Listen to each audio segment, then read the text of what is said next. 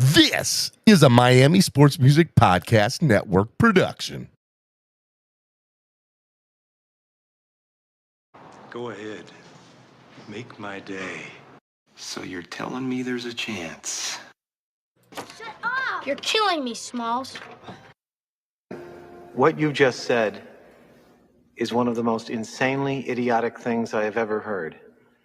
At no point in your rambling, incoherent response were you even close to anything that could be considered a rational thought. Everyone in this room is now dumber for having listened to it. I award you no points, and may God have mercy on your soul. This is the #1 Miami fan morning show, Clock Blockers. Good morning, ladies and gentlemen. It is your boy, Stephen D., and we are live right here on the Miami Sports Music Podcast Network, #1 Miami fan morning show. I'm talking about Clock Blockers right here on the Miami Sports Music Podcast Network. I'm your host, Stephen Daniels. You can follow me on social media at Stephen D. SKPL. Spread kindness, positivity, and love. I want to remind you guys, hey, look, make sure you guys go follow me. Just reached 2,000 people on Twitter, man. I'm pretty excited about it. Pretty excited. Moving on up in the world, socially anyway. Hey, want to make sure you can also follow Miami Sports Music on social media as well. You can follow them at MIA Sports Music on Twitter and also at Miami Sports Music everywhere else. Okay. Also, hey, look, on your way in, don't forget, hit the like button, subscribe to the channel. Subscribe. Doesn't cost you anything to subscribe. Make sure you guys subscribe to the channel. Doesn't cost a thing. Let's go and hit the like button on your way in and share it. Share it with people. Let them know that we're here. We can't grow without you, okay? Also, hey, look, if you guys want to become a new YouTube member today, there are plenty of seats at the table waiting for you. Would love for you to become part of the family, okay? Make sure you guys sign up today. Make sure you become part of the family. Make sure y'all do that, all right? Don't forget. Don't forget. Hey, look, make sure y'all do that. Tell Twitter to give me a check mark. Hey, man, trust me, I've been trying to get a check mark, man. All right. Everybody's in here. Got a lot to say this morning. Look, I ain't gonna lie. My wife took me out on a birthday dinner last night because we didn't get a chance to do anything this weekend. So we were up. Hanging out, me and the missus. That's why I woke up late this morning, guys. I'm not even gonna lie to y'all. I would never do such a thing. Ever. Would never do such a thing. Hey, look, make sure you guys sign up today, become a member of the family. All right. Also, hey, look, if you want to help the channel grow by donating, remember every $20 increment. Okay. If you donate 10 and 10, you can't do breakdowns of donations. Okay. I want to remind you guys, if you do $20 donations, in increments of 20, you will get entered into a raffle. We are giving away, okay, 2 sets of tickets to Saturday's preseason game, but they're not just any tickets. Second place is going to win corner. What is it called? Cornerstone tickets. Why am I having a brain fart this morning? They're cornerstone tickets in the club level. They're corner club tickets. They come with like soda, snacks, and stuff like that. And it's in the press, or it's in the press. It's in the suite level. And they're sweet tickets. They're corner club tickets. They're really, really cool. I've sat in them a dozen times throughout the years. They're probably my favorite seats inside the stadium, at least that I can usually get to. First place will win club live tickets. I've been there once during a game, and it was an awesome experience. So first place will win club live tickets. So I have 2 sets of tickets. $20 gets you in. You can donate on Cash App using MSM Podcast Network, or you can also donate on PayPal, which is also MSM Podcast Network. Okay. All right. Make sure y'all do that. Make sure y'all do that. Hello to everybody that is in the chat this morning. I see y'all are definitely in there this morning. using the chat. Want to give a big shout out to our sponsors of the show, ZSM Sports. Shout out to ZSM. Get all your cards, balls, jerseys, and hard to find items specializing in sports memorabilia. ZSM Sports is the place to do it. Hangry Owls, good food, good mood, craft subs and salads. If you want to go get a really amazing sub, use the code word SKPL to get $3 off your sub. And if you do it on Fridays, you get $6 off your subs. Make sure you give Hangry Owls a call, 305-279-5332. And shout out, he's in Pembroke Pines. So if you guys want to get some real good food, go to Hangry Owls today. Tell them I sent you. Use the code word SKPL, get $3 off your sub.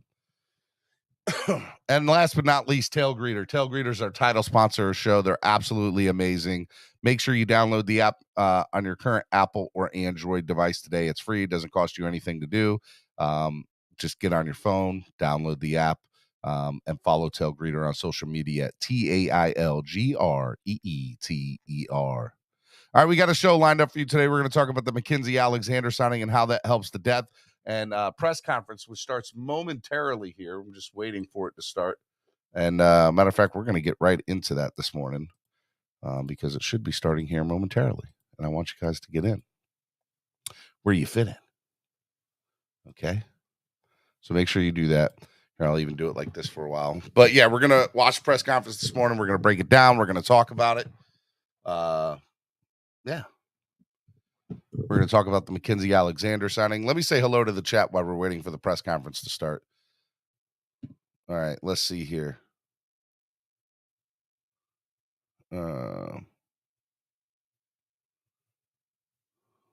Flipside Fishing, R.I.P. Chris. R.I.P. Chris, man. Sorry about your friend, dude. Sorry about your friend, man. All right, let me say hello to everybody in the chat this morning. We got Level 2 Noob, who was the first one in the chat over Chef Zhu. Level 2 Noob. Let's see here. Andravius, Trucker Sean, Manalo, Alan M, Groom Dog, Kenneth. Good morning, Kenneth. Jose Valdez, Bob Young. He said Salvan Ahmad days until kickoff. Salvan even going to make the team? Probably not. We'll talk a little bit more about that. Alan M, my man. Vin Diesel has nothing on you, Stephen D. I appreciate that. Now the best Miami Dolphins afternoon show. It's all, look, guys, it was only like 30 minutes late this morning. Maybe 40. We got Roach. We got Roach in here this morning. Let's see here. Trucker Sean, Scott Jackson. And we got, who else we got up in here this morning? Flipside Fishing, Scott Jackson, Adam E. Phone Check TV. I don't know who Phone Check TV is. 1234 Eps. What's going on? What'd you guys do last night while we're waiting for this press conference to start? I love how they do that. We're waiting for the Mike McDaniel presser to start. That's why Daniel Iafusi's not with us this morning, because he had to do the press conference this morning. Daniel will be here on Thursday, though. Jolie says she's coming for your spot since you want to be an afternoon show. I ain't mad at her at all. Here we go.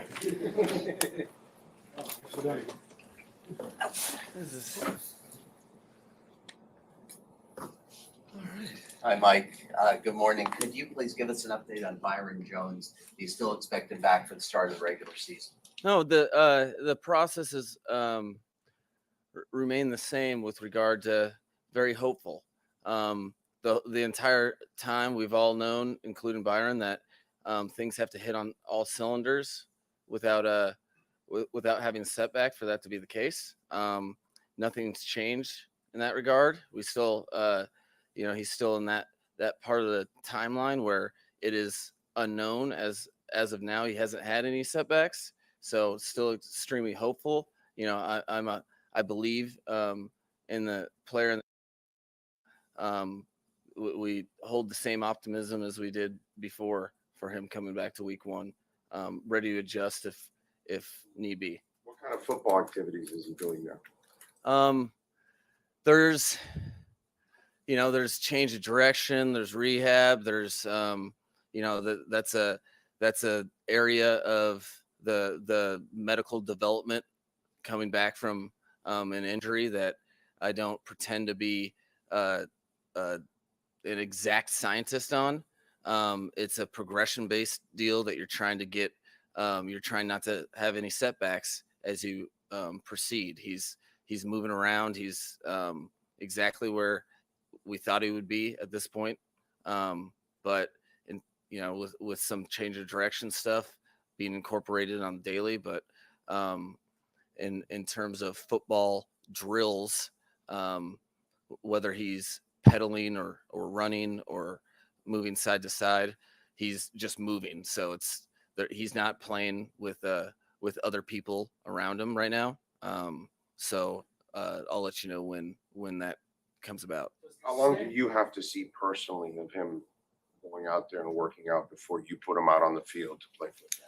Well, that's a case by case basis, because you're going with unknowns, right? So like how much does someone with someone that has won a cured season, that maybe has played his position 4, 6, 8, 10 games, that's different than Byron, who's excelled at the position for extended periods of time. So he does have to do it before the game.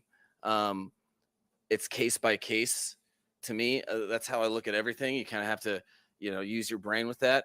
But I wouldn't put him on the field for the first time during the game. But the exact timeline for him is a little shorter, being all of his production at the NFL level, all the stuff that I know exactly what he should look like. I know what he looks like when he's playing his full speed game.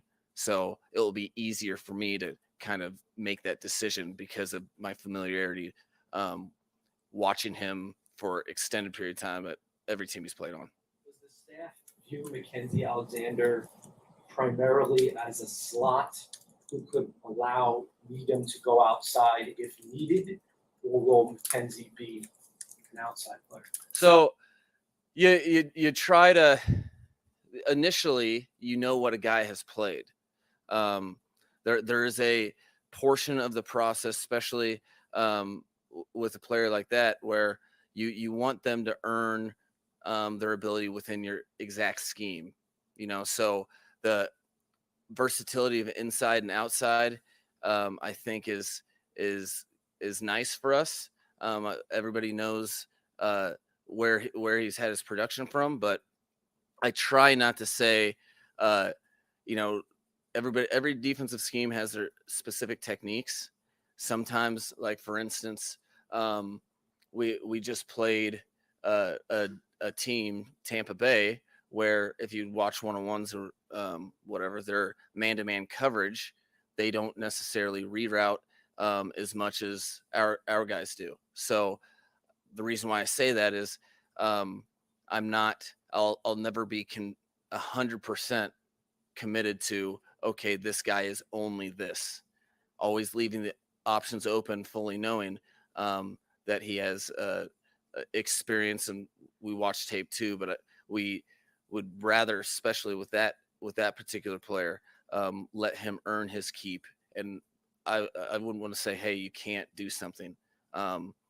We were just going for the best player inside or outside available, and let the chips fall with that in his hands. But did you feel like there was a need for an inside guy? Really, I felt like there was just a need for a competitive NFL defensive back. I'm not particularly worried about inside or outside. We like Nick Needham's versatility.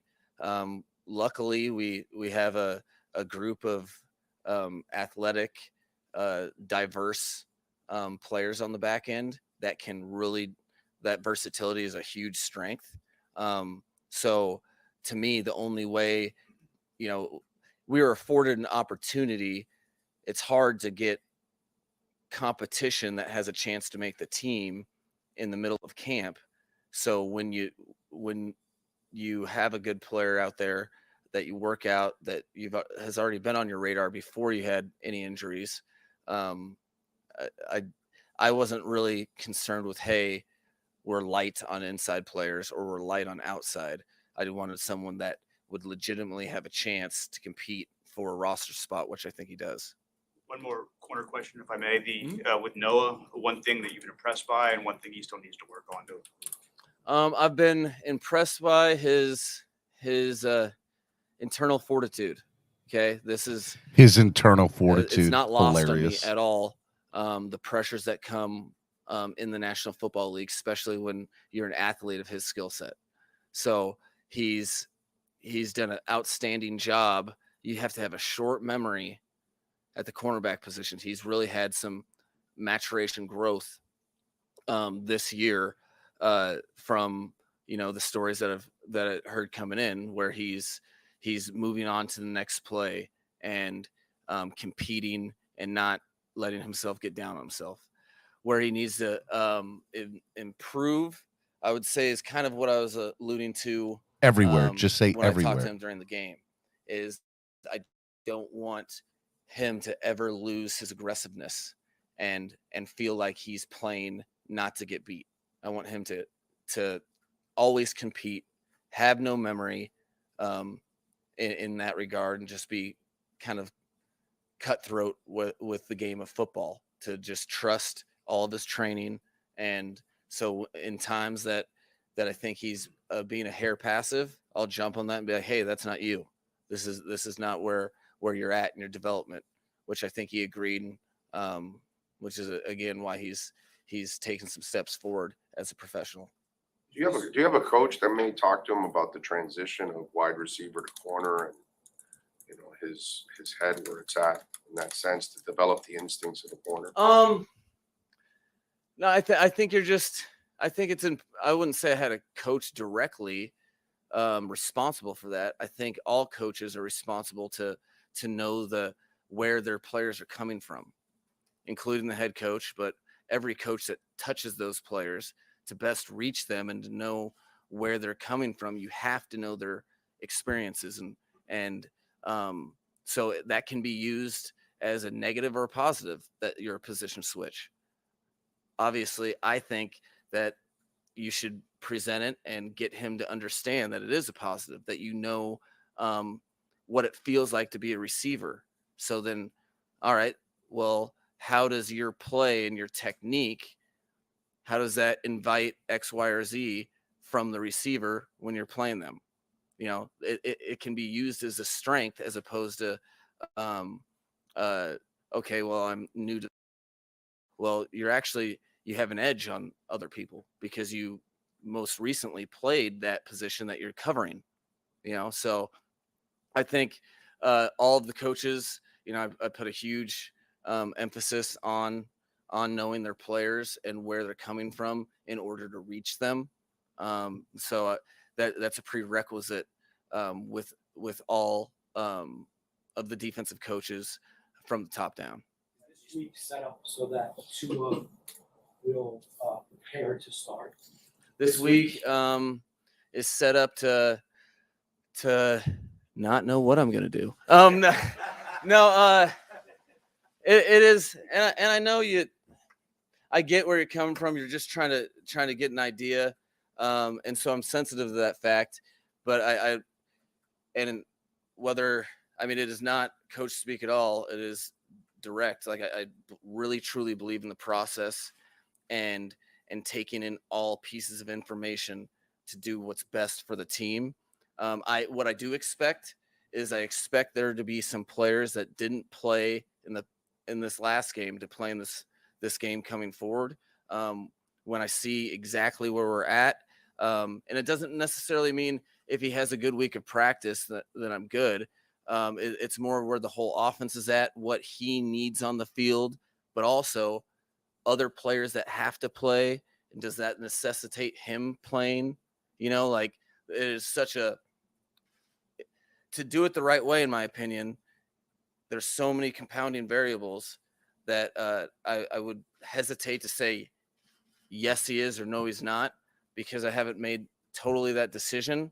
I have a best guess, but again, I let the stuff on the field and what's best for the Miami Dolphins lead the charge. So about the same timeline as it was last week, I'll know this week if he's going to play or not. Dress rehearsal will be next week. Everybody take a breath. All right. Huh? I love this guy. I do. I mean, I'm not in the game of guess, so and come on, you guys are too veteran. The second I guess something, now you're tipping the scales one direction, because you'll definitely hold me accountable for said guess. So I'm not gonna tip the scales on that, so to speak. And I appreciate you guys' your patience with me in that regard, and your trust that I mean what I say. So your dress rehearsal will be next week then. Good question, Big O. Good question, Big O. You know what? As soon as I know, you guys will know. But it's everything. Again, I think I would be doing a disservice to just arbitrarily say, well, I mean, typically I've always played this starting quarterback in game one. Literally but I didn't think it was appropriate and in this particular situation that necessitated him to have that risk and all the other different variables. So you guys, ironically, I think you guys would hope, as vested Miami Dolphins enthusiasts, that I put that off and take in all the variables to really make the best decision that hopefully is the right decision. Mike, could you give your thoughts on Larnell Coleman's play, just training camp? He's had a lot of increased opportunities. Yeah, no, he's a really cool player that like everybody on the offensive line, it is what's the last play you watched. He's had some growth. Then there's been some areas where like, hey man, you need to emphasize this, or we need more here. So I've seen him as having a very good camp, and I see him having the ability to continue the process and have an even better camp. But it's been far from perfect, which is kind of the case for most, if not all players, where you're really trying to, I was pumped with him getting out there and what he did during the game. We've explained to him what he can do to improve, and hopefully that's what this is all for, is like the biggest thing with players in the National Football League is that you have to go and adjust and get better, because the bottom line is the best teams are their best at the end of the season, which means you have to, as a player, continue to develop and get better from coaching. And that's what is awesome about the preseason, is that you get those opportunities to see without educated guessing, to see firsthand, okay, well, is his game going to be better next week? We'll see. Mike, could you explain what happened with Shaheen? The trade was made and reverted, and then IR. Yeah. No, so that's a classic example of the process of the National Football League just being spot on. That's the reason why it exists. So he was practicing with nothing holding him back. He we 100% thought he was 100% healthy. Now, such is the nature of veteran players, you occur nicks along the way, and then that's why you have a physical before things can be finalized in the whole trade process. We were surprised, as I know Adam was, and that was something that we definitely didn't anticipate. They put him on IR this morning for everybody. Once we got that Adam information, Shaheen on IR for the we rest had of the year. Digest it, all of us, including Adam.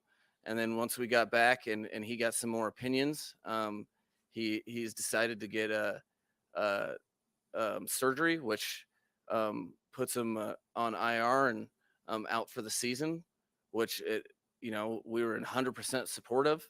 But that it is a classic example of, okay, why do they have this physical, and why is the trades not finalized until or pending that physical? And so I think it was an example of the process, or reinforcing the process of why the procedures are as such, and definitely wasn't anticipated. It was a nice little curveball. Mike, you spoke a couple of days ago about the fact that the Bucs were committed to stopping the run, putting 8 in the box a lot of times. Obviously, Skylar is a rookie, but when you have Tua in those situations, is he at a point in this offense where he's kind of empowered to make checks? And overall, can you kind of go through how checks and audibles are kind of incorporated into this offense? We have a little bit of both elements in the offense. You have the ability to go from run play to pass play. There's a lot of times that there's 2 plays called, and you have parameters for the quarterback to kind of adjust the play call. It's not a holistic, all right, everything's up. So, it's not a Peyton Manning situation where you're just audibling. That's not really how we've ever played offense. But you have parameters, and then there's a lot of parameters. We'll go run to run, or we'll go pass to pass. It all depends on the different things that the defense presents and kind of how you problem solve. Okay, well, sometimes it's not bad to run the ball versus an 8-man box.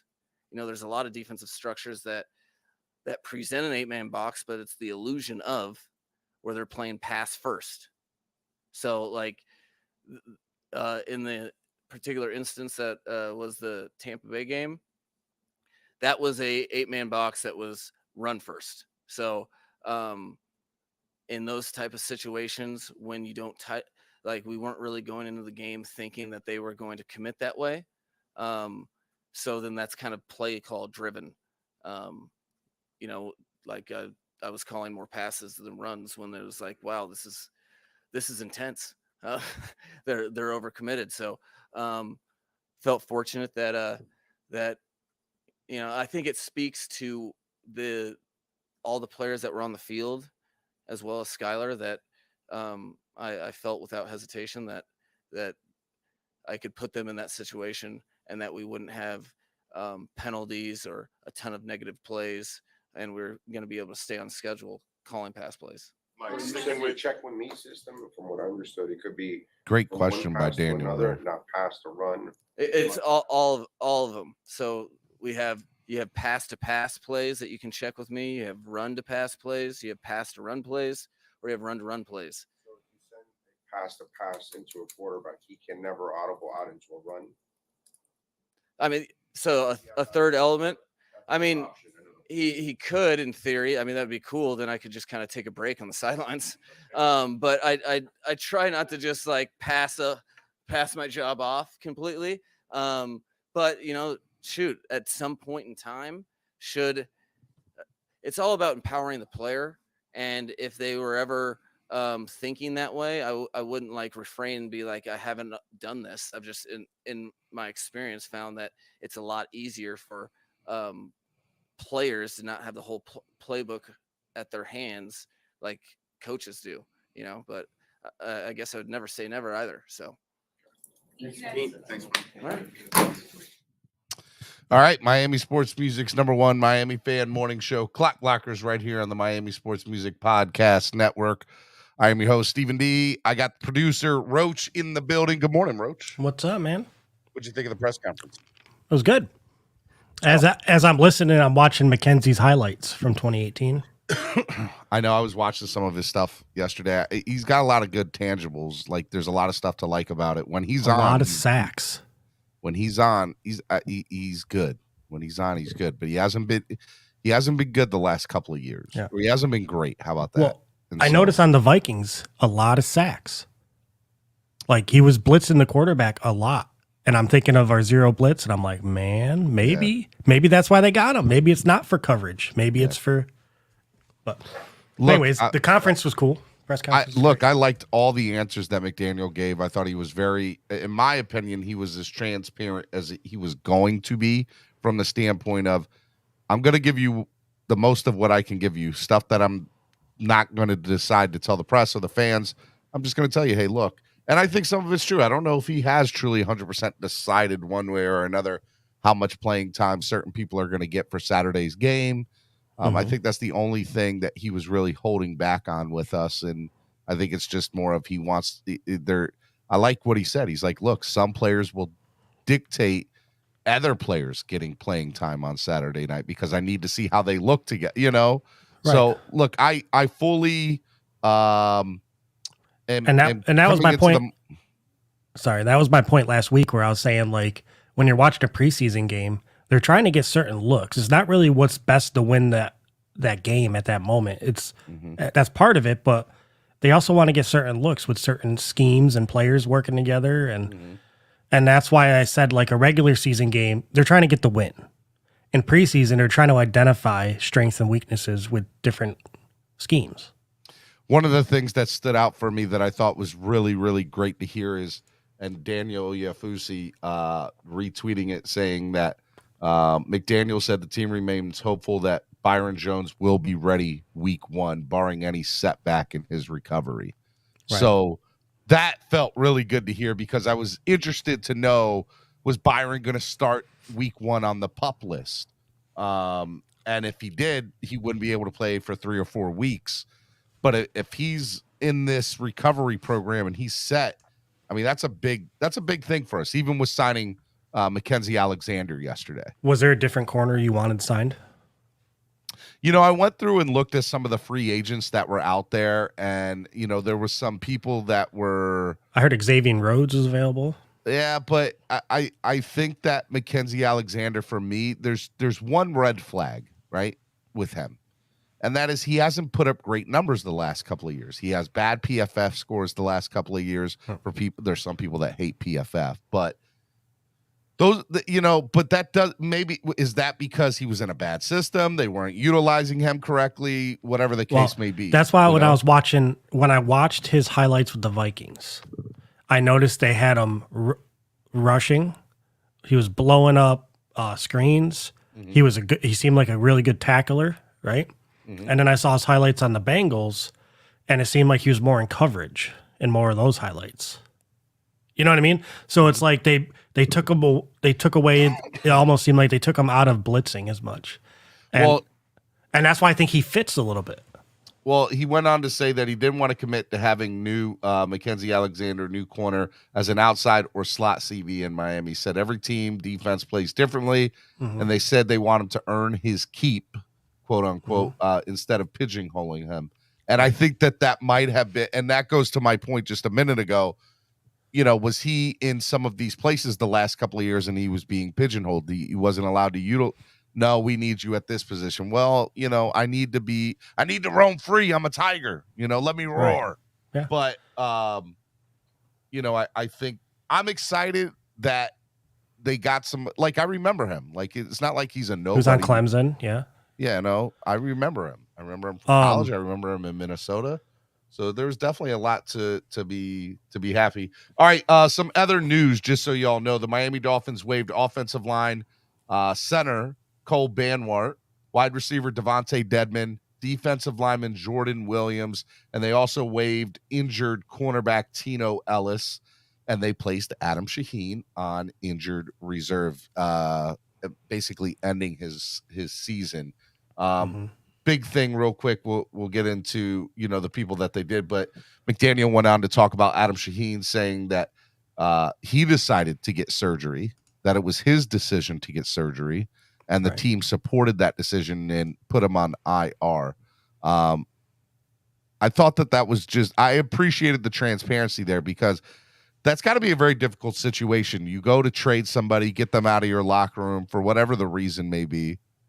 Then he gets to come back. Then he has to come back, and then it's like, well, what do we do in this situation? Because it's not like you didn't cut him because he has value. He holds value. So I thought that was a very interesting to be that transparent in that situation. And who knows how much that knee's been holding him back. And You know what I mean? Yeah, 100%. And you might have a different player after that surgery. But what did Big O ask? I couldn't hear his question. Big O asked a dozen questions, most of which I thought all were really. I think he was very aggressive in his questioning, but I appreciated it because the one thing I've always said about the Miami media is be more aggressive in your questioning. So if Big O's the one that decides to do it, I appreciated it. He asked a lot of different ones. He was asking about calling out of plays. Actually Daniel Oyefusi was the one who originally asked, well, a quarterback, whoever it may be, he was obviously referencing Tua, have the ability to call out of audible play calls when he gets to the line of scrimmage. And what I basically heard from McDaniel was, yeah, I mean, he's been doing it in practice. Yeah. Well, I remember that being such a big thing a year ago, this time last year in preseason, would Tua have the ability to check down plays? Would he have the ability? But that goes to reading defenses, understanding what you're seeing. And if Tua's having that ability, my guess is Tua's progressing from that standpoint as well, which is well. I heard the one where he goes. Somebody said, "Can he go to a run play?" Well, that's what he said. He said, "Look, there will be a limited plays, from the standpoint of okay, we get to the line of scrimmage and it's a passing play.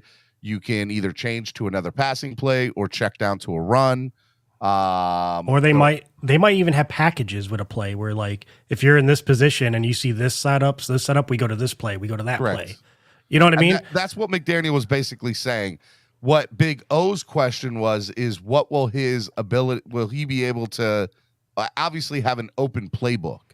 And he's like, no, probably not. But if but he also didn't say that wouldn't be, that might not always be the case either.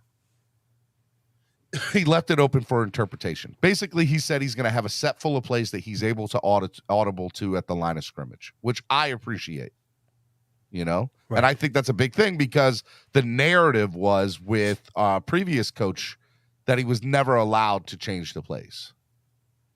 And whether that's true or not, that's what the narrative was. So, and you got to remember too, this man has had 4 offensive coordinators in 3 years. So, if he's now getting the ability to feel more comfortable in audibling plays, I like it. I think it's a big sign. I think it's a big step in the right direction. Are you counting the 3 last year? I'm counting the 2 last year. I count 3 last year. That QB coach, that was a 3rd. Well, it's not official, so we'll go 4 in 3 years or 5 in 3 years. Whatever one. It's still more than 3 in 3 years, and it's more than 1 in 3 years that you would hope, for that consistency. But nonetheless, I did it. McDaniel also went on to say that wouldn't go on to say whether Tua would play Saturday night, but he did talk about, certain players. We kind of already touched on this a little bit when he first came on, but how many snaps or how many series do you want to see Tua play on Saturday night? I don't even know if I need to see him. I do. I think we need to see him. I won't be upset. I won't be mad if he plays, and I won't be mad if he doesn't, because I more want to see Teddy play, because I think Tua's lock number 1. Well, it's funny. Nobody asked about Teddy in the press conference. I would have liked to seen a Teddy Bridgewater question. That's interesting. I want to see if he's getting snaps this week too. Like, that's who I'm paying attention to. Like, I already gave up on Noah. Up on Noah Igbenogany for me. So the fact that you brought in Mackenzie Alexander. I don't know why I keep on saying Reggie McKenzie, but Mackenzie Alexander, I think that says a lot to me. Here's another thing too. Here's what I expect, to answer my own question. I think that the Miami Dolphins are going to play their starters the first quarter, whether that be 1 or 2 series. I think that'll be up to them. But I think first quarter will be what we see from the starters. And then I think we'll see, my hope, and I don't know this because now I'm you let Skylar play the entire game last week. My hope is that you get to see Teddy in there for quarters 2, 3, maybe even most of 4. Right. And maybe you see Skylar come in for 1 series, maybe 2. But I'll tell you what, if Skyler plays a majority of this Saturday's game, then I will probably be convinced that he's the number 2. Like, you're putting way too much into somebody and at minimum, even if he's not the number 2, Roach, then it goes to they're keeping him on the roster in some way, shape, or form, Skyler. Yeah. You know, if he gets a lot of playing time on Saturday. Well, that's what I was saying the other day is if Teddy's on the team, he needs to be number 2. In my eyes, if you're paying him $10 million. Mm-hmm. And if Skyler's number 2, 6.5 with incentives. Yeah. And then if Skyler's number 2, you have to trade Teddy. Like, that's what I agree with you. There's a lot of people that don't. There's a lot of people that do not agree. There's a lot of people that think we should keep 3 quarterbacks on the roster. This has been the number one argument in the fan base the last week and a half is do you keep 2 or 3 quarterbacks? And I think that, you know, look, my answer is my view of it is if you keep 3, you're wasting 1 roster spot to somebody where you can have more depth. And right now, currently as this roster stands, there is going to be position players of quality that are going to get cut from this team because there's just not enough room. And there's a market for Teddy right now. I agree with that. Yeah, I agree. So I think if you're going to get rid of him, it's got to be this week. Well, no. Here's the way I look at it. Do I think that Skyler's number 2? Not yet. I'm not there. I'm just going based on. There's been a lot of hype with the media, right? With the people who cover the team. There has been a lot of. We haven't seen Teddy at all. We didn't even see Teddy in the inter squad practices. Nope. You know, for the most part. So there's a lot of question marks there.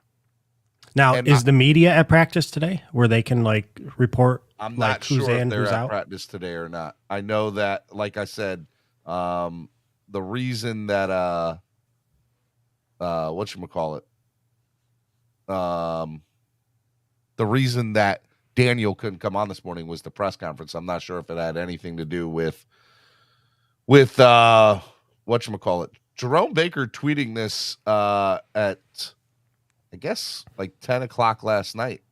I don't know what this means or what it's for, but I think it's if somebody wants to do some Twitter digging. What? Jerome Baker posting 3 hearts breaking. Oh, that could be personal stuff. That could be personal stuff. Maybe somebody put Raekwon. The first thing. Welcome to Miami, Raekwon. I know. Well, thing is, they said on Pat McAfee show, Raekwon can't even negotiate a trade because he don't have an agent. Yeah, I know that. No, the NFL sent out a memo, which I thought was very funny. Blocking all him. 32 teams, saying that teams are not allowed to talk to Raekwon or any representation that he That's has. messed up. That just because you don't have an agent, you can't negotiate a trade. Like, I just found it very interesting that the NFL sent out a memo to all 32 teams about it. I thought it was very, very, very interesting. All right. One of the things that I did find interesting today was the Dolphins waiving Cole Banwart. Do I think that Cole was making the team? In no way, shape, or form did I did. But what I will say, I find it interesting because he was a center. And I just think, you know, we have a very big question mark at center. And I was surprised that any offensive lineman, for that matter, was one of the cuts. When I think at the end of the day, we need to be keeping as many offensive line in camp as possible to get a true evaluation of everything. So I was surprised about that. Did that bring any red flags or raise any question marks to you? not really. Okay. Just because I was just somebody at the end of the bench really didn't. Okay. Yeah, I'm not big into like, I really don't get into the offensive line, and like, it's not like, you know what I mean? Like that when I watch football, I don't focus on that. It's just not something I've ever focused on. I never played the position. I don't know a lot about it. I get mad when they allow sacks, but I know we need help there. I know. There's way too many question marks right now at the O-line. And I feel like more people need to be up there. And the other one was Jordan Williams on the defensive line, because we don't know what our run stop game looks like. And I feel like the trenches are our biggest question mark on this team, on both sides of the ball for that matter. So I was surprised that, I knew that they had to get from, 85, or they had to get down to 85, right? Was that what it was today? I knew they had to cut 5 people today. Well, one, we only had to cut 4 because Trill went on IR. No, Adam went on IR. So did Trill. Well, he went.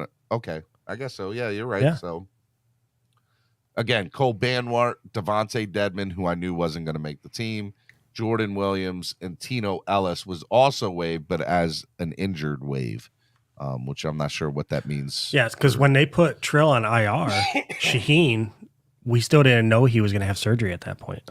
No, I mean, we knew he was coming back, but we didn't. Right. You're right, 100%. So, well, all right. So, look, Miami Sports Music's #1 Miami fan morning show, Clock Blockers, right here on the Miami Sports Music Podcast Network. It's Tuesday. Usually we have Daniel Yafusi on, and then I'll talk to you guys through the chat, but today's a little bit different. Daniel will come on Wednesday. We just watched the entirety of the press conference with Coach Mike McDaniel, and I want to hear from you. I want to know what you guys have to say, and I want you guys to ask me questions. So, what we're going to do now is we're going to do a new segment called Ask Steven, #AskSteven. I want you to get into the chat, ask me questions, and Roach and I will answer your questions. And then I'll slowly bring you guys on one at a time, maybe to ask me questions as well. But in the chat, start asking your questions. #AskSteven, AskStephen. I want to hear from you. What are your questions right now about the team? And I will take your questions right now. I want to hear from you. Can they put questions in Discord too? Are you monitoring yes. that? Oh, yeah. You know what? I'm so glad you said that. I got to realize I got to do more with Discord. Yes, you can also put questions in Discord. I'm opening up Discord right now. If you look in the information below, you will see that we have a Discord channel now. That's the invite link. That's the link. And I want to remind you guys, we are also raffling off 2 sets of tickets for Saturday's Dolphins Raiders preseason game. Second place will win 2 tickets to the Cornerstone Club, Section 238 Cornerstone Club. Those are club level tickets. They come with food, snacks, drinks, no alcohol, just soda and stuff. And then first place will win 2 tickets to Club Live. If you want to get in, it's $20 per slot. You can donate through Cash App or PayPal right up here on whatchamacallit, on YouTube, and we'll definitely take it in. So, and the good thing about Discord, the conversation in the chat never has to stop. It can be, it's live chat basically all day long on Discord. If you want to put the link to Discord in the chat, that would be It's in your awesome. description, you said? Yeah, it's in the description. Okay. All right, let's go to the first question. 1, 2, 3, 4 apps. #AskSteven. Why is Alex so scared for Tua to play? I don't know. I don't know. Come on, ask me questions that I would know. You gotta ask him that. Scotty asks, #AskSteven, who do you think are on the bubble this week for the next 5 cuts? I was looking at the roster spot, and there were some positions that it was very interesting to see. I think if you're asking me who the next 5 cuts are going to be, I'm not exactly sure, but I do think somebody like Tanner Connor, who's that undrafted rookie tight end. I don't think any wide receivers will get cut. I think, heck, even Braylon Sanders is still turning heads in camp. I think Jared Dokes is somebody that's going to get cut. Maybe even Zaquandre White. Just haven't seen a lot of them. Mm-hmm. I know people like Zaquandre. I'd be interested to see how much playing time he gets on Saturday. Like I said, we just cut Jordan Williams. Ben Stills, probably another defensive tackle that'll probably get cut. Owen Carney Jr. One person that I really want to see more of is Elijah Hamilton. Elijah Hamilton, was it Hamilton or Campbell? Who made the 2 big plays on Saturday? Was it Hamilton or Campbell? I think it was Campbell. Okay, whoever made the big plays on Saturday, I want to see more playing time on this Saturday, Campbell, because he looked really good on Saturday. Hey, that link you got in descriptions, too many characters to add it in the live chat. Okay, it's like 300 characters. So just go into the description and you'll see the link to Discord. Get on Discord. And if you want to monitor Discord, you can as well. Okay. Steven, what is your main concern about the Miami Dolphins this year? Offensive line. Hands down, Canes 1989. Offensive line. Offensive line for me is somebody that if in order to see any success on the field, and success, by the way, is wins, I think it's going to start in the trenches, and I think it's going to start there. Because the reality of the situation is people, whether you're a two-and-ear or a Dolphin fan or somebody who just you all can admit that the offensive line is a struggle of this franchise for the last 15 to 20 years, and especially in the last few. So we just, in order for us to have any sort of success, there needs to be, like, we talk about the runs. We have way too much speed, but we can't get these guys to break the line of scrimmage because there's just not holes blocking up. There was a couple of good plays on Saturday, but again, those were third and fourth stringers. Do you think it's a lack of blocking or a lack of patience by the running back for the hole to develop? Because if they're that fast, they might be getting there before the hole. You're right, but I think it's both. I don't know if we're going to get a true measurement, honestly, of the O-line till week 1, and that's just being perfectly honest with you. That's something I want to see. I want to see the starting running backs get some snaps. Well, again, Saturday, like I said, I think the starters will play first quarter. Whether that be 1 or 2 series will be up to them. Mm-hmm. But I see them play in the first quarter. And so we want to see, and with that being said, I think the offense is going to try to do a lot of running plays on Saturday because they need to get a true evaluation of this O-line. They need to get a true evaluation of this O-line. And so I'm going to tell you another thing that's probably going to go out. Let's say we have 2 drives and they stall. But if we ran 4 out of 6 plays, like let's say we had 2 3-and-outs, God forbid, knock on wood. Okay. But 4 of them are runs, or 5 of them are runs. That's not game plan. That's just they're just trying to do the run. You know what I'm saying? They're trying to see what they have. But let's say that's the case and they get nothing of it. I'm gonna be up here on Monday saying, "Yep, they need to address the O-line better." I don't know how, whether that's through a trade or through free agents that are sitting out there, but they are my main concern, hands down. Canes 1989. Alex had a question. He said, do you think people sometimes talk out their rear end and pray for Tua to get hurt so Skylar can play? I think that I know you're trolling and you're probably arguing with somebody in the chat, Alex, but what I will say to you is I think there's some I think there's some of this fan base that have already judged what they've seen out of Tua and feel that anything else besides him, the ceiling is higher. So let's see it.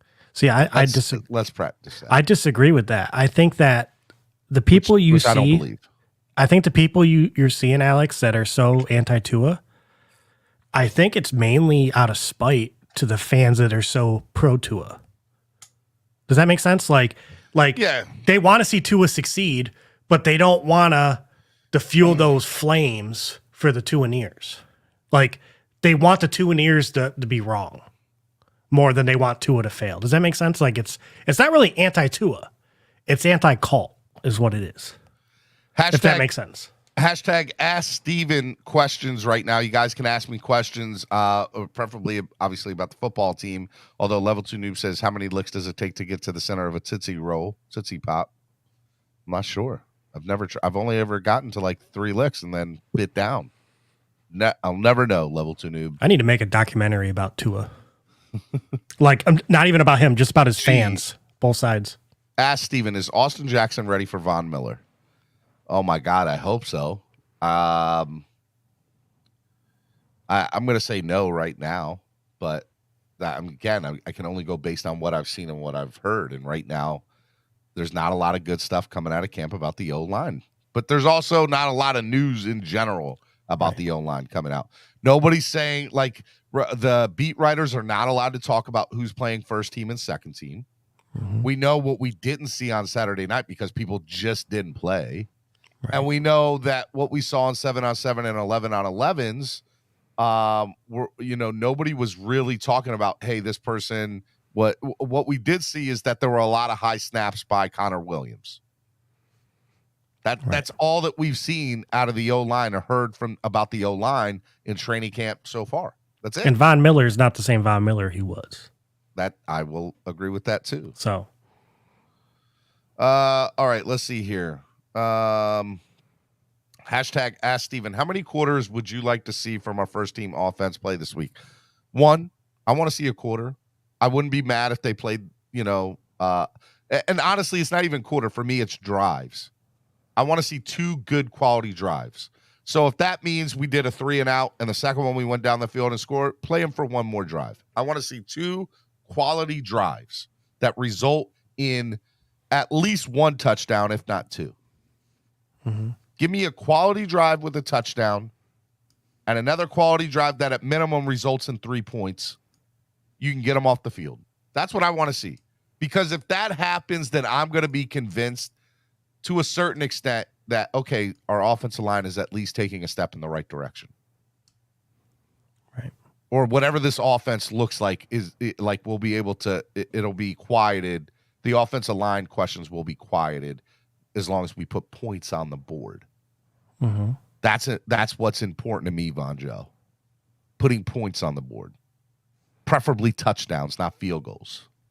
Because what I don't want is another Tony Sperano year, an RIP to Tony Sperano, but where we're clapping like we just won the Super Bowl every time we kick 3 points. Right. And I want to address Mikey. Yeah, you're right. Tua haters might have came first. And what I said goes for both Tua haters and Tua haters. There's people on both sides that just are in spite of the other fans. This has nothing to do with Tua. It just has to go to the cult-like mentality both sides have. So you're 100% right. Dade Father said, hashtag Ask Steven, did you guys make a decision on hosting fantasy leagues? Yeah, we're going to do that. Who's running that? Rashad. I have not gotten a chance. It was my birthday weekend. Have not gotten a chance to talk to Rashad. I even went out for a birthday dinner last night. I didn't hear anything. I was sick. So I'll get in touch with Rashad today or tomorrow, and we are going to do one. It's a $50 buy-in. And if you want more information on it, you got to email meet, MEET, Rashad, RASHAD, at yahoo.com. Email him, say you're interested in the fantasy league, and we'll get back to you. All right, let's see here. What else? By the way, right now we're doing hashtag Ask Steven questions. Hashtag Ask Steven questions. I want to answer your questions right now. Go ahead and put them in the chat, and I'm going to answer your questions. All right, let's see here. I'm going down. I'm looking for. I got a question. He said hashtag Steven boxers or briefs. Do you know what it feels like, Steven, to show up to work in the morning and the door's locked? Nope. I don't know. I felt what it this you're morning. talking about. I felt it this morning. I thought I got fired. I was like, man. No, I just was running behind this morning. Chris Finn's Tailgate says, Steven, who would win in a fight between Jalen Phillips or Cameron Wake? Cameron Wake. I don't know, man. Jalen Phillips is built like a Greek god. That man is. You don't remember Cameron Wake? How big he was? Have you seen Jalen Phillips in person, bro? Have you seen Cameron? Have you seen Jalen Phillips manhandle somebody like Cameron Wake did back then? Look, I haven't yet. I haven't seen him. Not the way Cameron Wake did. Chris, that's a very good question. Probably and the what smartest Cameron Wake? Question we've had so far this morning. Are they both in their prime? That's the other question. Yes. Let's say they're both in their prime. I don't know. Jalen Phillips. We're talking about a fight, though. We're not talking about. I know. Getting in Cameron the Wake's. He's like a I pit don't know. bull. I think I'm going with Jalen Phillips, man. That guy's just built. That man's built like a brick house. Like ain't nobody stopping Jalen Phillips. Yeah, but would never want to fight Wake, that man. The mentality of Wake, though, of like he's just not gonna quit and he's not gonna give up. Like he fought from the Canadian Football League into the NFL to get his spot. I got you. I love. He's Cameron not gonna Wake. let some first round pick come Cameron in Wake. and mess him up. Question was asked and I answered it. Okay. You would lose that bet. Well, good thing I don't bet no more. Marty Marr says Hollins looks good in Raiders camp. Should have Cupton. You know, Marty Marr, I I very interesting point. I had this conversation with somebody the other day about Matt Collins. I loved Matt Collins while he was here. Mm-hmm. Two things from our point of view, that there was no room to keep Matt Collins on this roster. There was not. Knowing and understanding what we have in the wide receiver room, Matt Collins was never going to get the quality amount of playing time that he deserved here, and it just was not a fit for him in this offense. If there's no room for Devontae Parker, there's no room for Mac. He went to the very, very best place he could go. He went to, I would argue, will be one of the best offenses in all of the NFL this year. And he went to a place where defenses, right, are going to be covering Devontae Adams and what's the tight end's name up there? Why am I having a brain fart? You know who I'm talking about? The tight end in Vegas, the Raiders. Oh, starts with W. Yeah. Waller, Darren Waller. Yep. So he's going to be that third wide receiver that the third best defensive back is going to be on him. So Matt Collins is in a great place, and he's got a huge opportunity in Vegas right now. He couldn't be in a better opportunity. So as far as Matt Collins is concerned, good luck to him. I love the guy. He was such a great guy here, but he was never going to get that opportunity here. He's one of those guys that is, for me, he's one of those guys that after they leave, I'm going to follow his career. Oh yeah, 100%. I love like there's certain players that you like, you just respect them and you want to follow them and you want them to do well. Like Skylar Thompson, no matter where he ends up, when he goes to the Super Bowl, I'm going to be cheering for him. When he goes to the XFL in 2 years, we'll see. Oh my God, dude, don't do that to him. He's done nothing but play great for us so far. I'm just messing. I'm just trolling. Triple S Podcast asked Steven, how many seasons do we keep Tyreek and Teron Armstead for? Look, I think it's a numbers game. It depends on how we do this year. I think that's going to be the first part of it, Triple S Podcast. Do we make the playoffs and win a playoff game this year, right? So, and I totally forgot about Hunter Renfrow, Triple S Podcast. I just saw your thing. So again, Matt Collins is going to be the fourth wide receiver there between Devontae Adams, Darren Waller, and Hunter Renfrow. But one of them goes down, he's slipping right in. He's going to be that plug and play guy. I think at least 2 years for Tyreek. At least 2. I think Tyreek's here for a minimum of 2 years. My hope is he's here for 5, because that means we have probably won a Super Bowl and are Super Bowl contenders, those other years. Teron Armstead, I think it depends on how healthy he stays. I think that's the big thing for that. So I'm going to go with and I don't have a lot of faith. When we bring in veteran I'm going to say 3 years for Teron Armstead. When we bring in veteran linemen that they hype up, it seems like they always get hurt. You know what I mean? Like, it just seems like it never works for us. Every time a question mark with this guy, which is why I think it's going to go the other way. I don't know. I'd like to go back and look, free agent offensive lineman, big. We've never gotten somebody this big before either, like the big name wise, So I'll look. I don't know. All right, let's see here. Hashtag Ask Steven, by the way. If you guys want to ask questions right now, just do hashtag Ask Steven, and I will answer your questions. I'm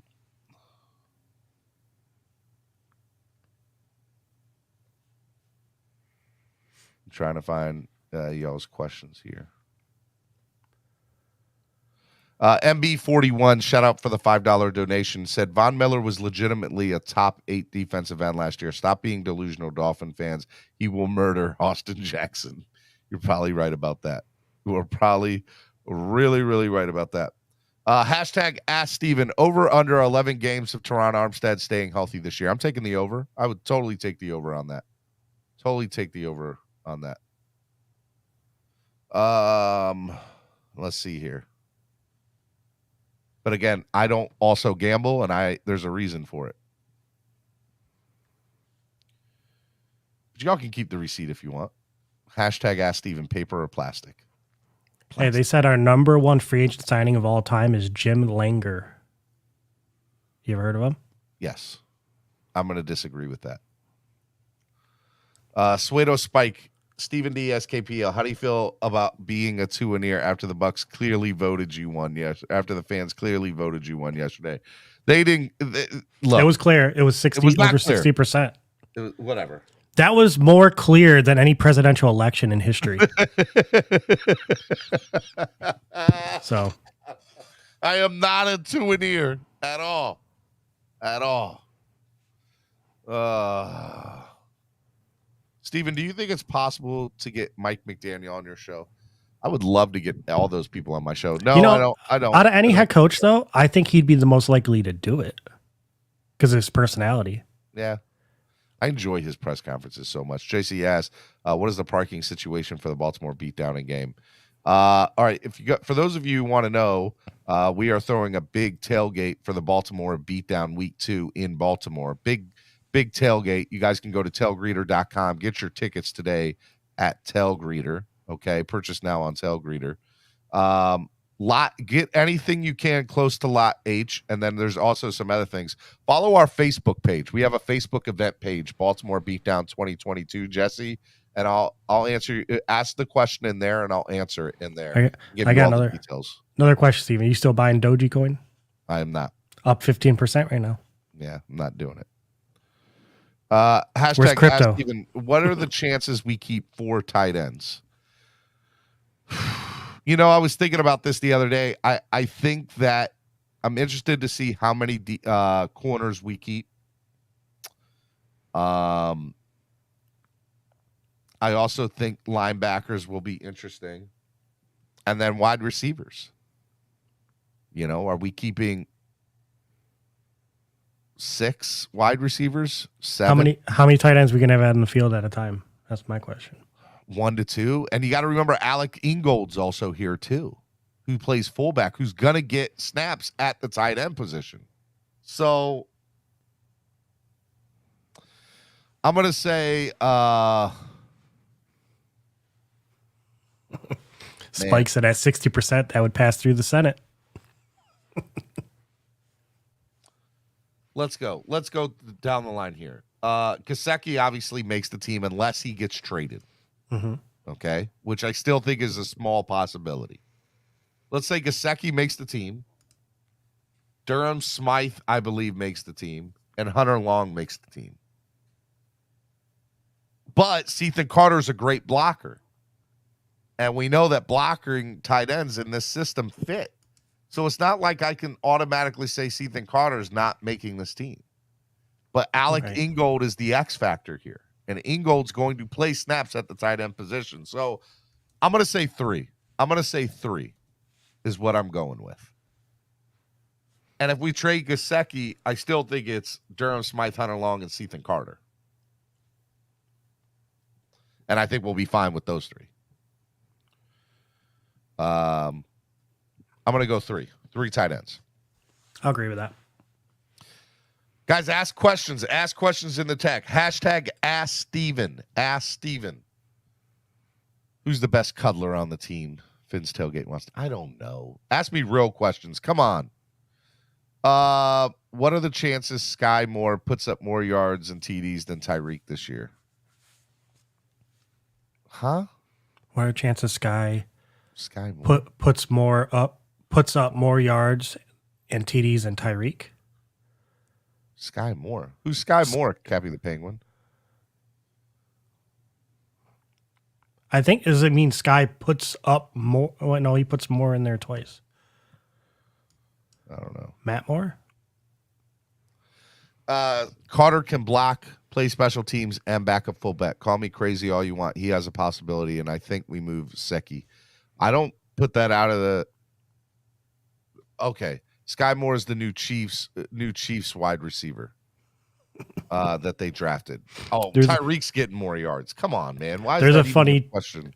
There's a tweet of Fox Sports panel laughing, and it says the rest of the NFL and the Jets trade to get Sam Darnold back.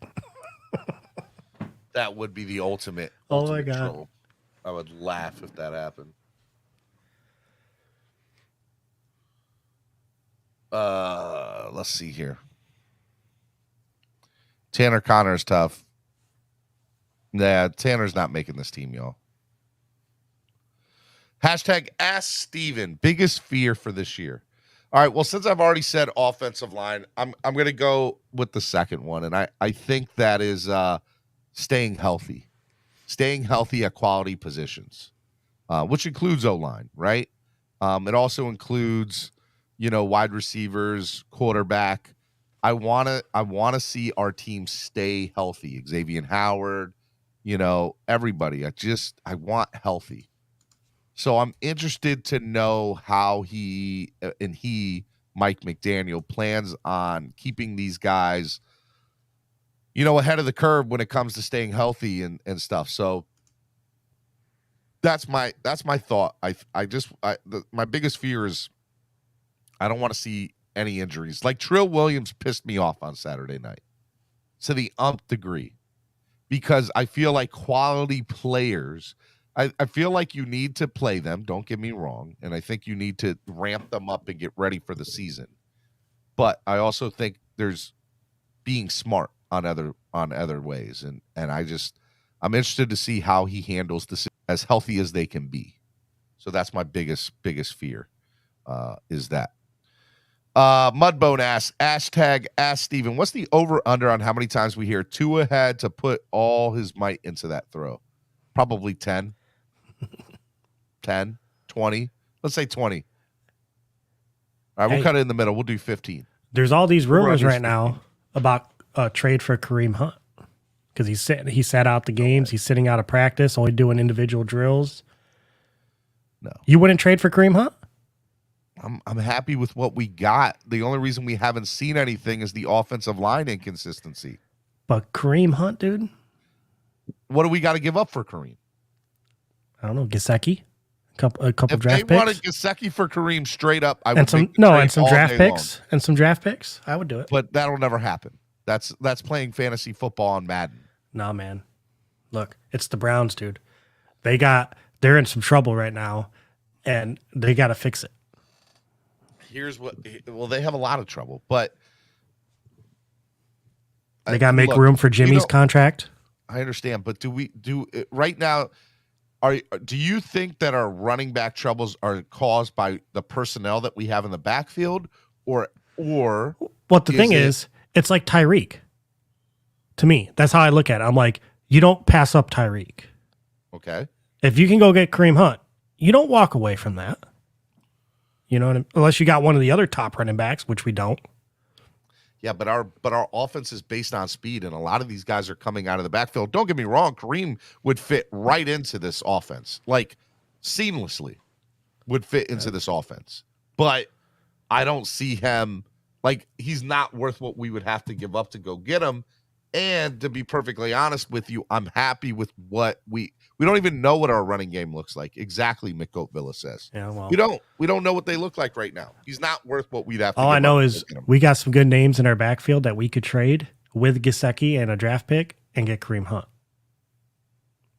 I'm happy with what we currently have because I don't know what we have yet, And until I do, he's not a priority. Running back is not a priority.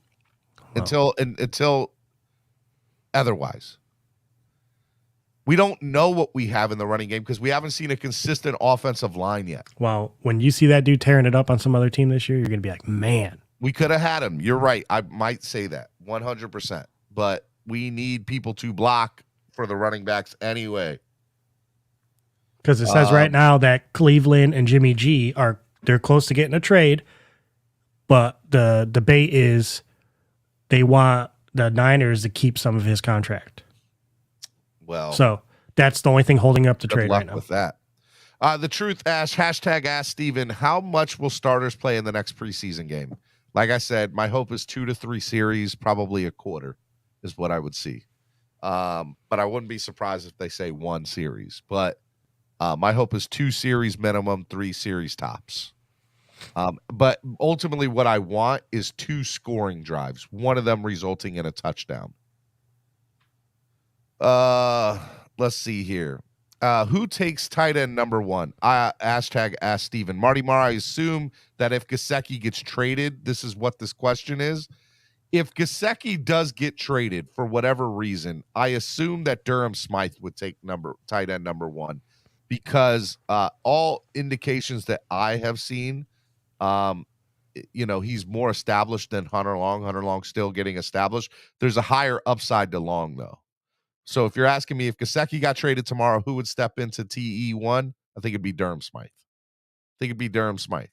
But if that's the case, then I totally see the world where Durham Smythe, Hunter Long, and Ethan Carter all make this team. 100%. Hashtag ask Steven, is Tyreek Hill ranked top 10 best players in the top 100 players? I'm not sure. I know they came out with the list. I would assume that he should be. But Dolphins always get disrespected in the top 100. So, it'll be very interesting to see what happens there from that standpoint. Scott Jackson, hashtag ask Steven, what week will Tua's first injury happen? Scott, I pray, knock on wood, that you're wrong, that doesn't come to fruition. I'm going to say it's not going to happen this year. He's going to play all 17 games this year in the regular season and 2 to 3 in the postseason. That's what I hope, Scott. Bradley Eversold says, sleep on Tanner Connor. We love his speed. He's faster than Long, and Long hasn't had a strong camp. I mean, I just said that I believe Durham Smythe would take number 1.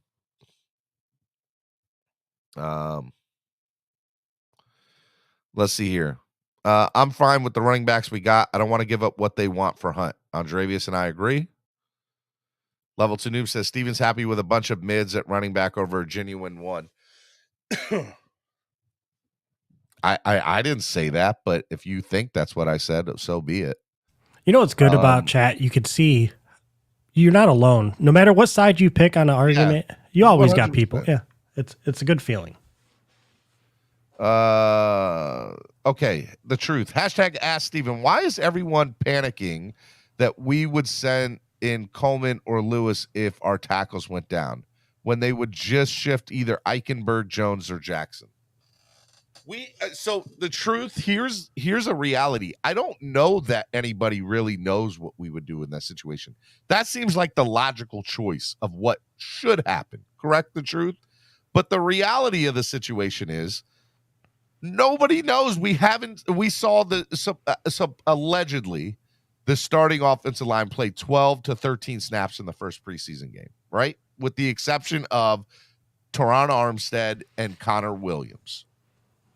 So you take those two guys out of the equation. We've not even seen what this offensive line looks like playing together in a full game. So somebody asked earlier, what do I want to see Saturday night? I want to see Teron Armstead and Connor Williams play. 100%.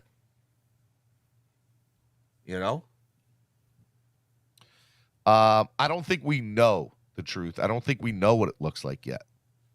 That seems logical, but we'll see. We'd have to see. Scotty says, if you can only get one, Roquan or Hunt. Roquan all day.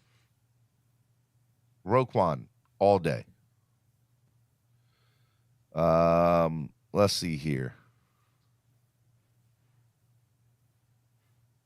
Bad take. You just said we're happy with what we have and then said you don't know what we have. I think I was talking about two different things. He's talking about the running backs where you said you're happy with what we got. And then you said, when I was bringing up Kareem Hunt, you said, well, we don't know what we got. I am. I think that's a very accurate take. I'm happy with Raheem Mostert and Chase Edmonds. But I also believe that we haven't got a chance to fully see what we've gotten out of them because we haven't seen what a full offensive line looks like. I don't think that's a bad take. I just think that's my opinion and also being accurate. We haven't seen it. And you can be happy with what we got and still, like, an opportunity comes, you can still be like, "Ooh, hey man, you're good here, but you ain't this guy." Hashtag ask Steven, do you think Tua plays? Teron Armstead would play as well? Yes, 100%, Omar. I think Teron Armstead would play if Tua plays.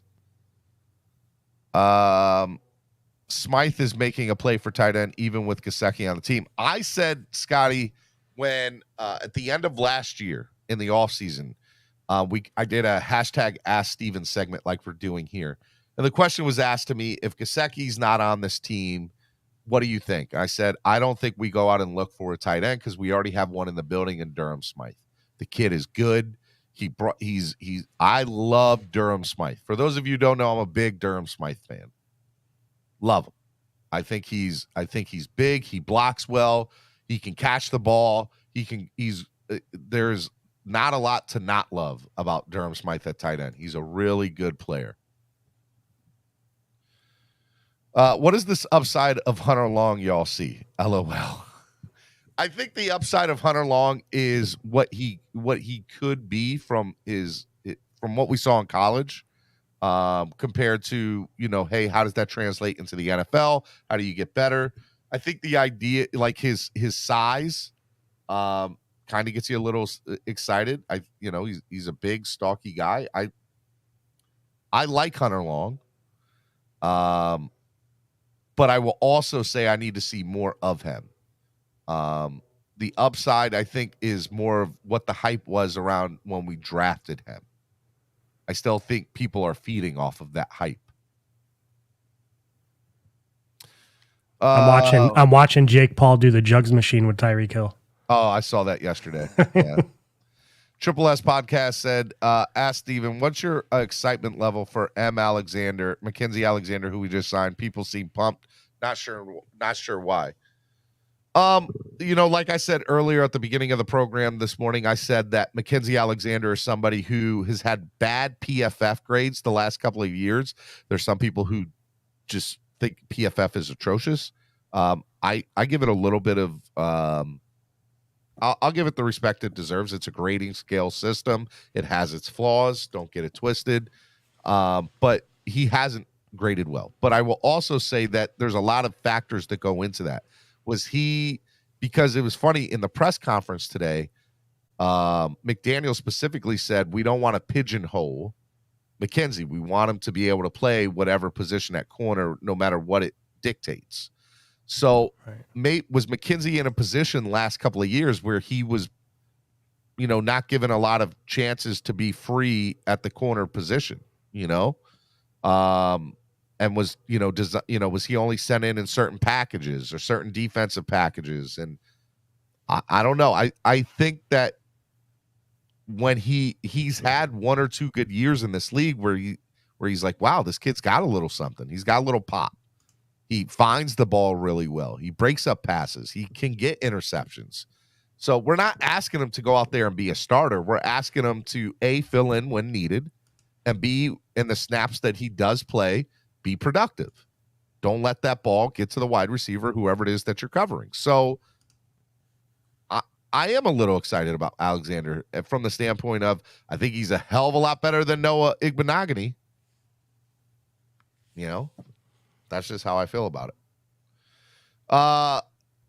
Hashtag Ask Steven. You see McDaniel called an emergency practice on Sunday, and I heard that he was working with both offense and defense. Who would you trade Gesicki for? A lot of people talk about trading Mike Gesicki. And Mike Gesicki, I think that my issue with trading for a draft pick is you get nothing in return this year. You have to wait an entire other year when there's needs today on this team. So my hope is that you would trade maybe Gesicki in a high-round draft pick for a starting offensive lineman, whether that be a center or a tackle or whatever. I want to see another big quality offensive lineman get in here. But who's trading in the NFL a quality starting offensive lineman for a tight end and a draft pick? Nobody is. So the reality of the situation is, even if you trade Gesicki, what are you going to get for him that's worth it today? Probably nothing today, but in the future down the road, it could turn out to be something big. And that's where you hope to what Roach said a little bit ago, finding a dumb GM, and by dumb I mean a GM like we had in Houston when we made the Laramie Tunsil trade, who's going to be suckered into whatever. So, I think there are some naive GMs out there. Like the Bears. And I think that Chris Greer is really good at manipulating situations and negotiating deals. So that's who Chris Greer needs to call, is the Bears. Not even for Raekwon. You got a guy who's never been a GM before, doesn't know what he's doing. It's just like draft day, right? When hey, last time I brought up draft day, y'all got mad at me. So just like draft day when they called the Jaguars. Okay. Let's see what else we got here. Steven, who is your breakout player on this team? Canes 1989 wants to know. My breakout player this year is probably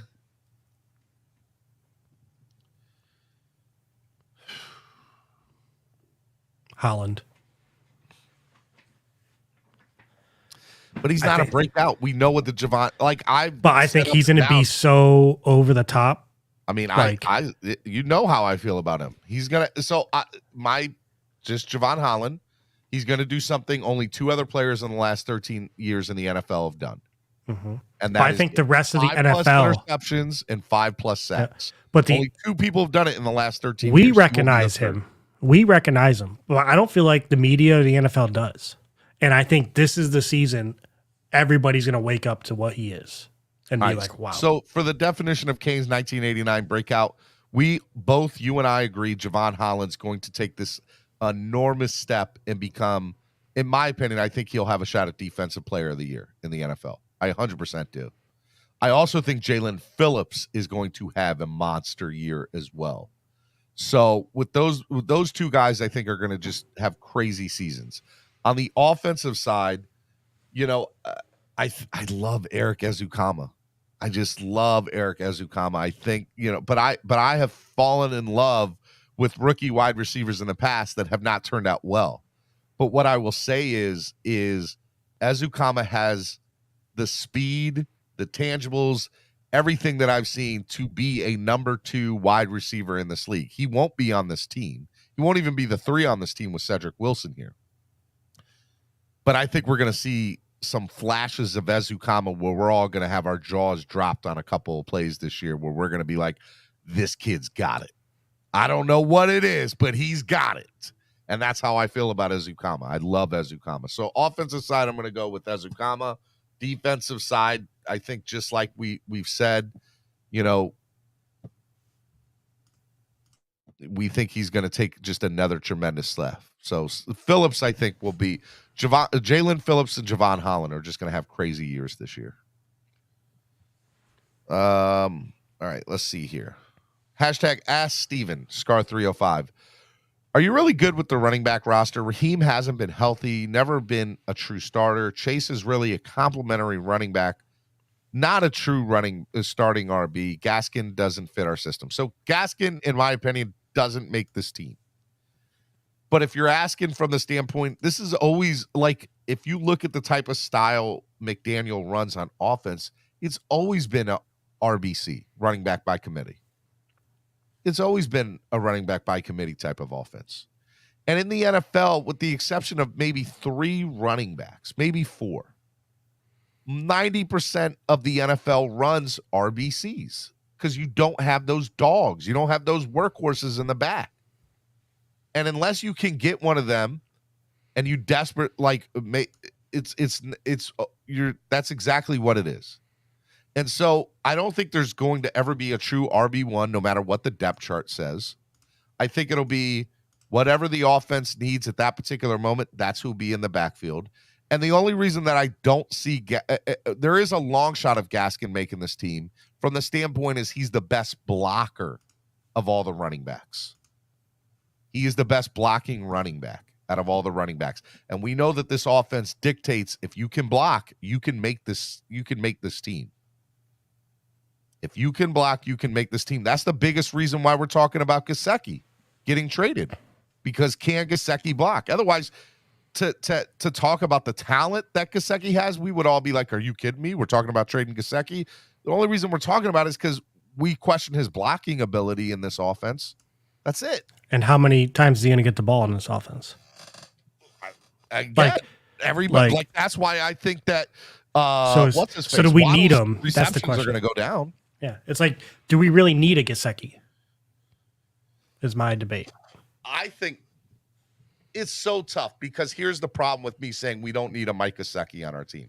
If I say we don't need a Mike Gesicki on our team, then it's like, well, you don't want quality players. You don't want talent on our team. And Gesicki clearly is a top 10 tight end in the NFL. He is 100% talent-wise. But when it comes to the standpoint of, you know, what this offense needs, right?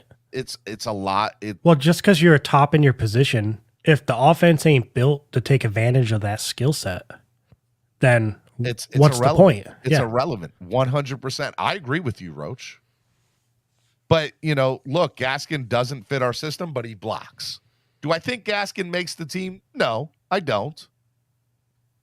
But I'm also going to stay from the standpoint that I don't put it out of the question that he makes the squad but he will have the worst numbers of his career this year, Gaskin, because again, there's no room for him. Hey, did you see Lamar Jackson's response to Orlando Brown talking to him on the sideline? No.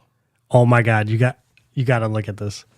Hold on, if it's NFL stuff, like I'll get flagged for it. They're flagging everything. So on YouTube. Oh, really? Yeah, they are. All right, let me finish up with some of these questions here, and then we can get into outside of Dolphins content. Well, they don't flag it on Discord, so we'll just put it there. Yeah, put it on Discord. Go to our Discord channel, CLOCKBLOCKERS on Discord. All right, David asks, when do you think the people will admit they were who about Tua, the greatest Tua near ever? Oh my God, please. What week will Tua throw his first interception? Omar Castro asked. Week 3. Week 3. Week 3. I'm going to get killed for that take, but does preseason count? Preseason doesn't count. Okay. Then I don't think he throws any against New England week 1. And I struggle to say against Baltimore week 2, although Baltimore's got some good defensive players, but so his track record against Buffalo is what's got me like. I know, that's why I say week 3, Buffalo.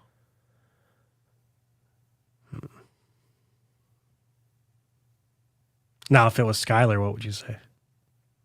Cap for life. I'll get you Nicky Smokes information. We'll get it to you. So would you say Skyler week 1 if he was playing? I would. If what?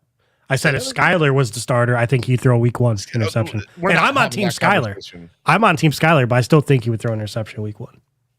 We're not having that conversation. Hey, he's on the team, man. Don't hate him. He's on the team. Jason Figueroa says, "Do you think Dieter takes starting center role and move Connor back to guard?" I'll be able to answer that question better after Saturday's game, I hope. Roach put it up on Twitter. I mean, on Discord. Yeah, I think that you'll be able to. I think we'll have a better opportunity to get that answer, Jason, come Saturday. So I'm not ready to answer that yet. Did you look at it real quick? It's like ask me again next week. Did you see it? It's like a 5-second clip. Ian Baller with his $2 donation said, Gesicki to Cleveland makes no sense. They re-signed Njoku. I agree. All right.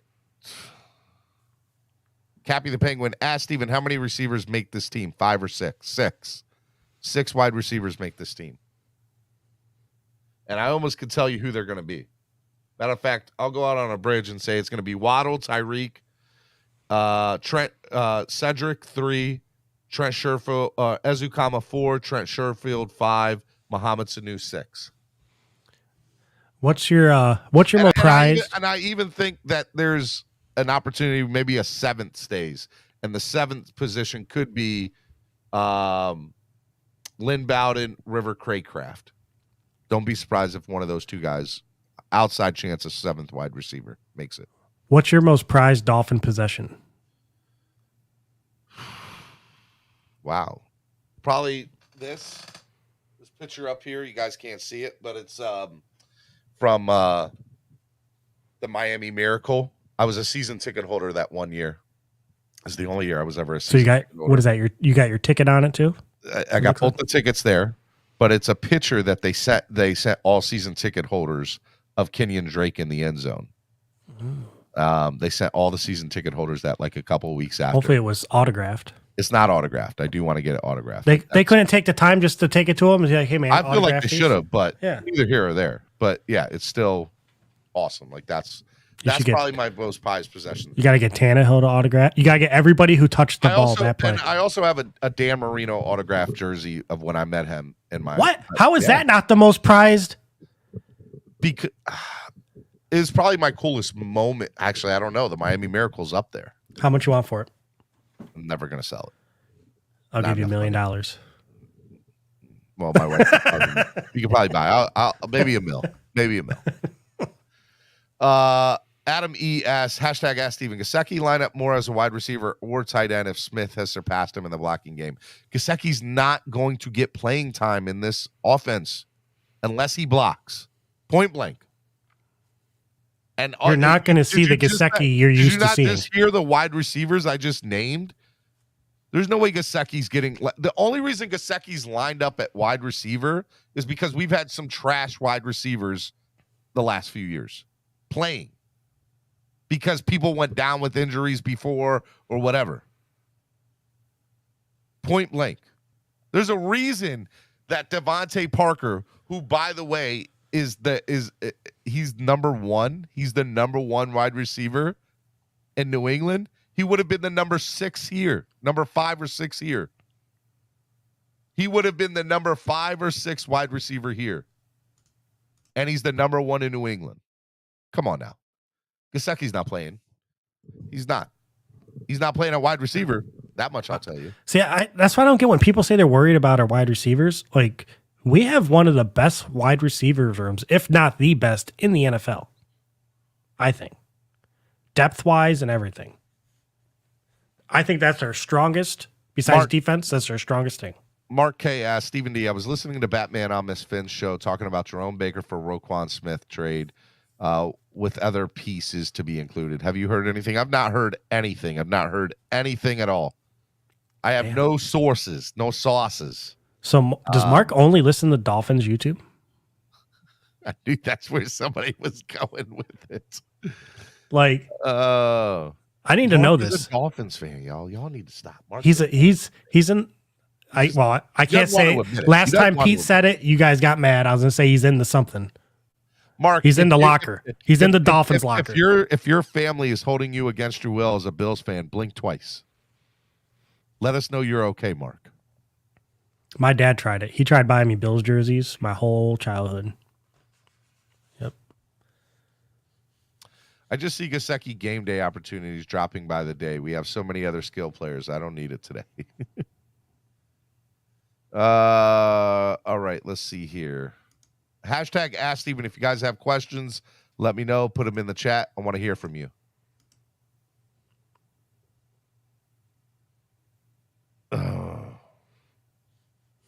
Vonjo. I knew Vonjo would chime in. Man's a chill. Hashtag Ask Steven. Will the Finns score over 17 points against the Raiders on Saturday? Yes. Yes. They will. Yep. Offensive or does it matter? It doesn't matter. They're going to score over.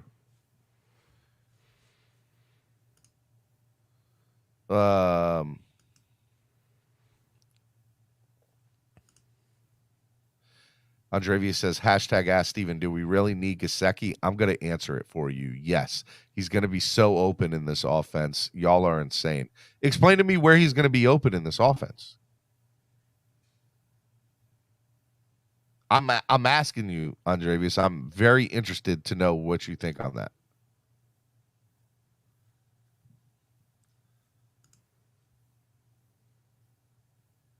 Matter of fact, I'm going to do a few more questions and then I'll open it up a little bit for you guys to come on.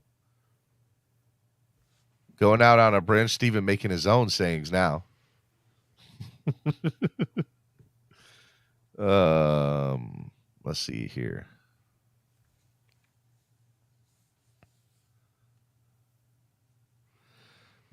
Batman says, no, I didn't say that. What I said was Baker's tweet last night could be a trade for Roquan Smith. Like it is a personal issue that maybe the Dolphins told Baker, hey, we're working on something. Well, nobody can talk to Raekwon. Yeah. And and we don't know what that meant. Like we tweeted, we did discuss that tweet. And I can guarantee this. If the one team that's not going to tamper with anybody right now is us. Like we are the most watched team right now. There's no way Stephen we're talking D. and about Roach, Dolphin fans since 1972. Dolphin fans since 1972. Bills are my favorite team. Fins my second favorite. Root for the Fins. 15 games this year. All right. So this is the first time Mark has openly admitted. No, he said he grew up a Dolphins fan and became a Bills fan. Okay. He said that before. Okay, he has. All right. And we said he could come back. Mark is at every Dolphins channel, even if there's no panel, just the need to come out the closet already. Hey. Bills and Dolphins fan, is that allowed? It's hard, but it's possible. You know that friend? I had a friend that we knew, right? And we were like, bro, we know, man. It's cool. You could tell us, right? For years, denied it, and then comes out, tells us. And we're like, bro, we already knew. Mark, we already know. You're a Dolphins fan, man. It's okay. We accept you. All right. I'm dropping the link to get on. Hey, Roach, hit the reset. Do you have music? I have that one. No, I don't like that one. That's the only one I got. Turn that off. We're gonna use. I can't add any music till it gets an update. Thanks to Apple. Miami Sports Music's #1 Miami fan morning show, Clock Blockers, right here on the Miami Sports Music Podcast Network. I'm your host, Stephen D., and this is Clock Blockers. I have my man Roach in the building, my producer, a.k.a. the best producer around. What's up, Roach? What's up, man? You playing music? I am playing music. Do you not hear We're it? not hearing it. You don't hear it at all? Nope. Okay. I have it playing. You probably have one of those buttons on the bottom lit up. Do you hear it now? Nope. Do you hear it now? Nope. You want me to play my music?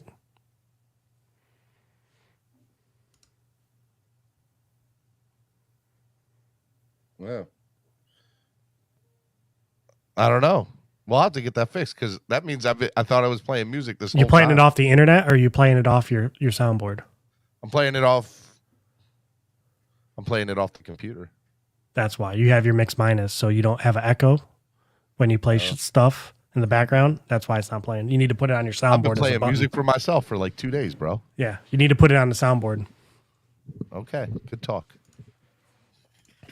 This is why you're the producer, and I need you to have music, bro. Hey, I need Mac. I'm on the beta for Mac. They need to.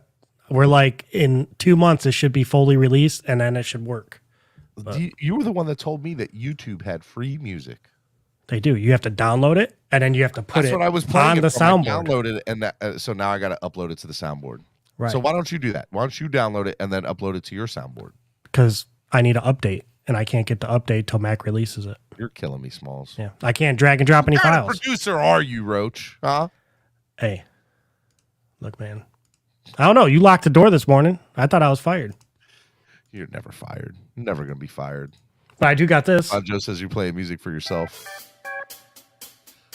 Miami Sports Music's #1 Miami fan morning show, Clock Blockers, right here on the Miami Sports Music Podcast Network. I'm your host, Stevie D, and this is Miami Dolphins Talk, right now on WQNES. Why don't you ask the show? You like that? That was my little radio voice back in the day. What kind of radio station was it? I don't know. What I watch Family Guy a lot, and Quagmire's voice is after like a 1940s radio station. Monjo said, "What is this? The 70s version of Clock Blockers?" So we got to figure out what XFL team is this channel going to support. No, we don't have to do that. Why? Because that's not a thing. What do you mean? How's that not a thing? The XFL's coming, man. Okay. You're not going to support it? I mean, I'll watch it. They're gonna have to do a lot to get me to. You want me to cover it? I'll cover XFL on this channel for people. Okay. I have my own XFL show. I'm not mad at it. If that's what you want to do. If that's what keeps your heart pumping, Roach, I'm here for it. Hey, I'm gotta here. support The Rock. I do. Hey, look, that man's awesome. We love us. If you smell, excuse me. All right, here we go. Guys, get up here. I'll bring y'all on one at a time, maybe two at a time. Orange jersey time. I don't know who that is. All right. Let me bring on Batman. Good morning, Batman. Batman, you got to take yourself off mute, sir. Number 14, Sure. Hey, how you guys doing? Sure. Good morning. Sherfield? Yeah, that's orange jersey. What's up, Batman? How are you? How you guys feeling today? How was the birthday weekend, Steven? I couldn't come up yesterday. How was it? How'd you do? Everything was cool? Birthday weekend was really, really good. It ended yesterday. My wife took me out to a seafood restaurant and overdid it. Got a surf and turf, crab cakes, lobster, crab dip. Nice. Salad. Everything, man. It was delicious. Okay. Red velvet cake, my favorite cake. I'm just saying. Hey, Stephen D, your station call letter should be SKPL. Right here on SKPL. I like that, Big Dougie B. That's pretty good. I should. So what's your favorite cake? I wasn't too witty enough for that, Big Dougie B. What'd you say your favorite cake is? Red velvet, he said. Why not orange velvet? Orange aqua velvet. Oh, because red velvet's amazing. Ooh. Red velvet, definitely the best. Okay. Steven, let me ask you a question. Do you know by any chance if Tel Greeter is doing something for is Tel Greeter doing anything for the preseason games here in Miami? No. Nope. They are not. Okay. Batman, you gonna cover the XFL? No. Oh, nobody's covering the XFL, Roach. Well, there's obviously room to grow in there because nobody's covering it. All right. Is this Andrevius? Who's Boo? Absolutely not. Oh, this is absolutely not Andrevius. Andrevius, how was your morning meeting this morning, good sir? It was I hate meetings. It could have been an email, right? It could have been an email. I just want to do my work and I want people to not talk to me. Here's what we need to do, Andrevius. Me and you, since we're not a part of the Dolphins, we can tweet at the see, the name's drawing a blank in my head already. The Bears guy, the linebacker. Roquan Smith. Yeah, to Smith. We need to tweet him, and we need to be like, hey, the Dolphins are here. Right? We're looking, but because of what happened, we can't risk tampering with you. So we need you to just go hire an agent so we can contact you, and let's get the ball rolling. Hire your neighbor. Yeah. All right, Get your guys. You neighbor got and say to that's my educate agent. me because I'm such a casual. I don't spend 30 hours a week studying film and stuff like that because I'm not an educated fan. Is Roquan Smith really going to upgrade us that dang much that we need to trade the farm for him? 100% would. Yeah. 100% would upgrade this defense. A top five. He's a top I didn't five. say. I didn't linebacker. say. He's I top know five. he's better than our guys. I mean, our guys are mid. Is he gonna make us that much better? Yes. Like, is he a Joey Porter? Yeah. Is he a Zach Thomas? Like, what is he? If you had to compare him, He's a top five. He's a top five inside linebacker in the league. He's top five inside linebacker in the entire NFL. Yeah. Okay. And he's young. No further questions. I think he's like 26, Bonjo, 27. what's up, Bonjo? so Miami What up, Twitter, Bonjo? Hello, go Steven. reach out to him. Tell him we want him. We're All right, accepting him. so what you're saying is we need to do the negotiating. Yes. The fans. Yes, Okay. because our team's we just got spanked by Daddy. We also have to have people inside the Dolphins organization too. If we make big enough noise, which we're well capable of doing apparently on Twitter, we can make a lot of noise. Saying. Like, I'm gonna try to see if I can get my hands on an edit like with him with the Dolphins jersey. I'm gonna tag him and then tag Miami Dolphins hashtag and then everybody go ahead and retweet it. He may just be giving lip service, but Teron Armstead said part of his decision was how thirsty we were for him on Twitter. there you go. We did blow Armstead up. We kept getting And then we need to reach out to some agents and see if somebody will take a free, a Like not a one day contract just to write, you know. Now here's something. Ugo Amadi, cornerback of the Seahawks, was just cut.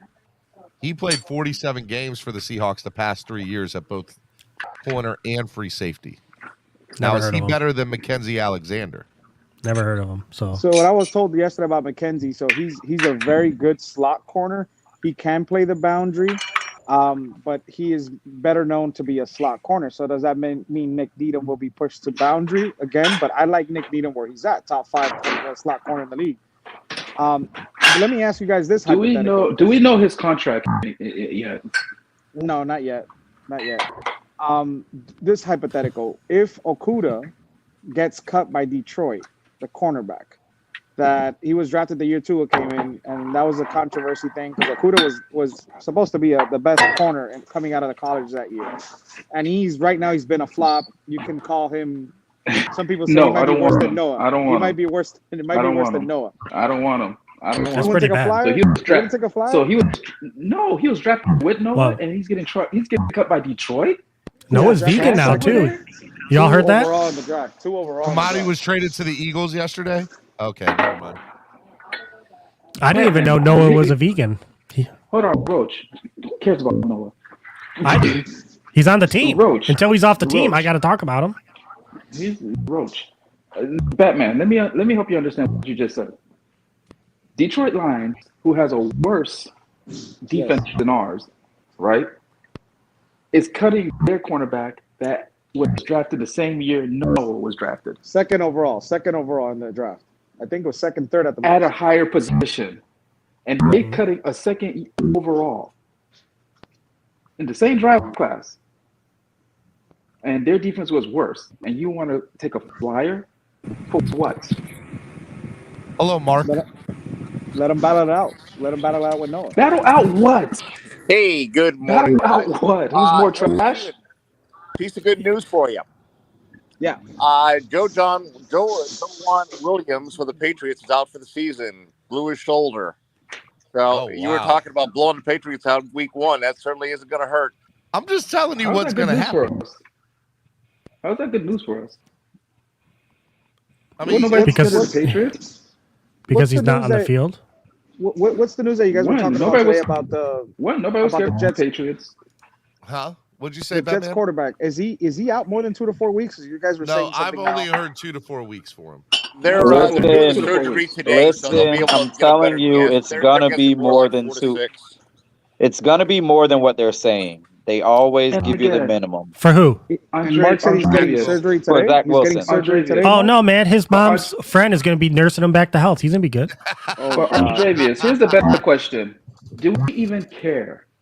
When's the last time the Jets I'm gonna beat be honest, anybody in the Bonjo. AFC East? Jets fans last think time they beat we're being facetious when we say this. I would rather Zach Wilson be on the field than Joe Flacco. I would rather have to face Joe Flacco. Zach I will Wilson. say this: Joe Flacco, for some reason, knows how to play us. For some reason. All I know, anytime I think of Joe Flacco, I think of that hit he got where his helmet came off, and he's just sitting there like this, like pointing, like what just happened? Remember that hit? Yeah. I was actually listening to a Jets YouTube stream last night, and they're all talking about how Flacco is actually a better option right now, and even their rookie wide receiver Garrett Wilson was saying that Flacco throws a better ball. Let me tell you, the fact that Jet fans think that Flacco's a better option tells me all I need to know about the Jets. Yeah, exactly. That's true. Exactly. Nobody cares about everything the Jets. I need to Nobody's know worried about the Jets. The Jets haven't beat anybody in the AFC East for how long now? 2 years. They're 0-12. wait. 0-12. Exactly. And we're talking about the Jets. Oh, they lost their starting quarterback yet? Okay, so what is up with you, Vonjo, today? You're a little hostile this morning, man. you know what happened to me, Steven? I woke up and my tire was flat. I had to rush my kid to school. I had to sit there and try to get a donut on my car. And after getting a donut on my car, I had to sit there and go to 3 damn different tire shops to try to get a new tire. Did you not know how to change your tire? And Well, there's this thing called AAA, Vonjo. pay a monthly. You Roach, pay a I yearly said fee? I was able to get a donut on the car. That means I changed the flat tire and put a donut on there. Yeah, Then Roach. to get the Listen, spare. What are you Roach. trying to say? Get the spare. No, I'm just asking if he struggled with it. That's all I'm asking. Well, it So, sounds like he was so agitated now by it. I finally I get a tire. And guess what? Vanjo, It's you too need late to for go me to out go and to the come back gym. in because you're. No, Yeah, I could. I don't know what's going on with your phone, but it's sounding See, weird. this is a bad day, man. I'll holler at you, Steven. Come on, Joe. I hope everything works out for you, buddy. Yeah, man, Vanjo, hopefully I it love works you, out. Vanjo. You Hey, know, all Mark, the you said Wilson was getting surgery today. Yeah, sir. He's getting the surgery today, and they're going to have a better assessment. But from what I was listening to on the Jets have some really entertaining YouTubers. No, they they don't don't. really do panel shows Mark, like Buffalo Mark, does you do don't. panel shows. actually They're Jets entertaining. media is pretty good. Well, I like Richie. Richie's cool. Yeah, but- Richie's a cool guy, and there's another couple that they're doing it. But anyway, they were saying that that they're looking really more like 4 to 6 weeks, possibly even up to 8 weeks. Oh wow. Oh wow. I knew that from Jump Street. Whenever it's surgery, you're not gonna come back that fast. It doesn't work like that. Hey, Mark, since you watch their channels, how does Jets fans feel? Are they excited about Wilson, or are they like, oh man, we need to find? Are they ready to move on? It's really strange because Jets fans were all jacked up about Wilson and their draft and everything else and how good they were going to be. Now they're like jumping off. They're jumping off like people off the Titanic. They're ready to get Sam Darnold back. Well, actually, Jimmy G? Darnold was brought up, but he was like unilaterally rejected by, the people that were on the talk show last night. But they're saying that they can, they're better off with Flacco temporarily while Wilson develops because, I guess one of the comments I heard last night, which was really interesting, was that supposedly Robert Saleh they caught Robert Saleh when Zach threw the interception in the preseason game. And he had mouthed, "Where the hell is he throwing to?" Sorry for the swear jar. Didn't mean that, but that's just. I don't think that's on the swear jar. Saleh had said, like, "Where the blank is he throwing to?" So he's not even remotely ready, from what I understand. Hey, everybody, have a great day, man. Going back in, man. Take care, Have a Batman. blessed day, everybody. Oh, I need to ask him. I'm looking. My package never showed up. Listen, Jets Twitter all off season long was Tua's got a noodle arm. All the reports started coming out about how terrible Zach Wilson's been in camp because they have been reporting it. It's public information from the Jets beat reporters. And now they're like, well, he wasn't playing that good in camp anyways. We're probably better off with Flacco. Jets fans, kind gotta of love matches him, up right? with what's going on with the YouTubers. Hey, I got an interesting piece of news that I think might be of value. As you know, the Dolphins have the 49ers first round pick next year. Now 3/5 they're both guards in their center are being changed out, so they're going to have like 3/5 of a new offensive line. Only their tackles are going to be stable. Mm-hmm. That's... Hey, what day does the depth chart come out? The next one. Is it a couple days before game day? Thursday. We should get a new. Well, no, Thursday we'll get the injury list. I don't know if we'll get a new depth chart. Is Tua going to play Saturday? Tomorrow. Yeah. Well, we don't know yet. They wouldn't come out and say it, but I'm assuming that he's going to. I think he'll play 1 to 3 series. And they would put the starting offensive line out. I hope, obviously. That's the hope. We shall see. To me, Steven, the X factor is I would like to see everybody say, well, the running game is terrible, offensive line is terrible, et cetera, et cetera. I would really like to see the first team offense out there, starting offensive line, Hill. We don't even know what that looks like yet. Waddle. Well, I understand, but I want to see if they can run the football when the threat of the speed is out there. And that is my point about Kareem Hunt. Like, I don't think it's worth going out and getting Kareem just yet. Because I want to see what this offensive line looks like and these running backs with this running back by committee. So you're saying so here's the thing, right? So this is where I contradict myself a little bit, okay? And I can admit it. I say I want the Dolphins to work on this, right? Mm-hmm.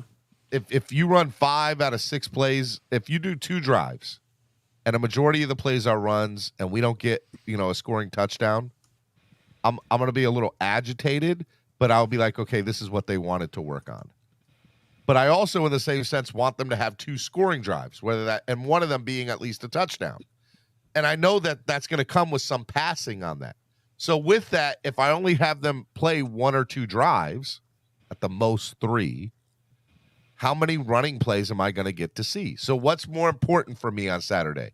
To see this team do running plays, and if they get stopped and not score, I'm going to be a little pissed off. But it's going to be, hey, look, it's something they needed to work on. They needed a measuring stick. They needed to see it. But I also want this team to score a touchdown. I want to see them score a touchdown drive. And I know passing is going to be a part of that drive. So I don't know. I don't know what is the priority. I think I'd rather see them try to run and see what they can do, because the passing game is going to be there. And I'm that's part of what I think. But here's the 10. problem, Mark. Let's say we have 3 drives on Saturday night with the starting offense, right? Okay. And we don't score a touchdown. People are going to come on here on Monday morning, and it's going to be all the offensive line. Maybe, but the offensive line. People are going to be like, "Oh, they're garbage." This team. It's going to be the world's coming to an end on Monday. And all the people when at the reality is they were just doing they were seeing what they had in the run game. Like they didn't care about like the scoring. Wait, go over that scenario one more time, Steven. So there's going to be 2 philosophies that come out of this thing, right? Philosophy number 1 is, are you having trouble, Roach? You're on mute, Roach, just so you know. Philosophy number 1 is, I guess Roach is having equipment issues. Number 1 is going to be, if they run the ball, and it's not working out of 2 drives, they at least had a measuring stick to see where they're at, even with the starting offensive line, right? And I'm going to be a little agitated because they didn't score, but the narrative on Monday is going to be, oh my God, this team isn't great or whatever, right? But the reality of the situation, if they come out and they score on 2 drives and a majority are passing plays, I'm still not going to get a good measuring stick on what the run game looks like. Now, my thing here is basically stating that the only way they score that was weird is with them passing the ball, not running it. Right? Right. So, maybe they do score with running the ball. And if that's the case, then everybody's going to shut up and everybody that's the perfect scenario on Saturday. MB41 kicked you out, Mark. 10 minutes, you're gone. You're a disgrace to So wait. Mark, The perfect scenario that we score on a run play on Saturday with Tua in the game.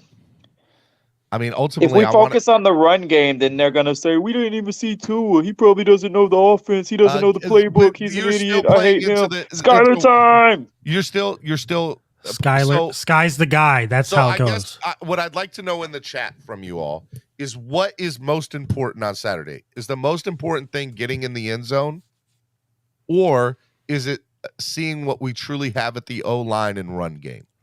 The most important thing is seeing our backup quarterbacks. No. It is, because he has not finished the season yet. It has to be on the top. Roach, from a starting view, from our starters, what's the most important thing from our starters' perspective? From starters. Is it getting in the end zone and having a touchdown drive? Okay. Or is it seeing the offensive line and the run game click?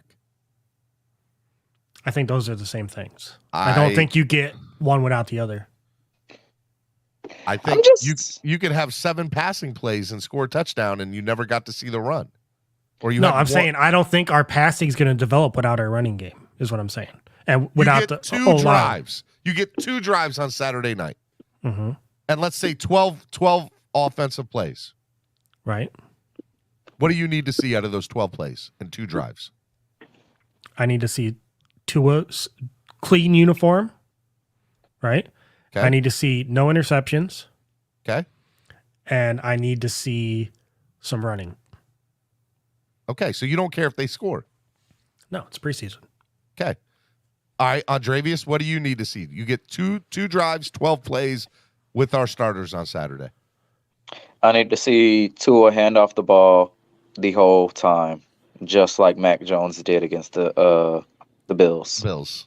And the reason I say it's preseason. Are you being serious? Are you being serious? I am so serious. I don't care if he only throws 4 times and 3 of the 4 are incomplete. I do not care. Because how many times I want to see the run game in action, and I really don't care how Tua performs in the preseason. I don't. Based on your guys' answer now, I mean, because I was split, I didn't know what was more important. And now that you guys have said that, I'm going to trust you too, and I agree. I think seeing the offensive line and the run game getting established is the most important thing to see on Saturday. Well, how many I'll be happy if we score touchdowns. Don't get it twisted, but doesn't it seem though like every year we win preseason and then we lose the regular season? Yeah, but so that's why I'm saying like wins don't matter to me in preseason. It doesn't matter losing no matter what. But what's up, Rashad? Yo. Good morning. Morning. I didn't know We I need to was get in here. together after the show sometime. Maybe not today, but tomorrow. we can do a Discord chat.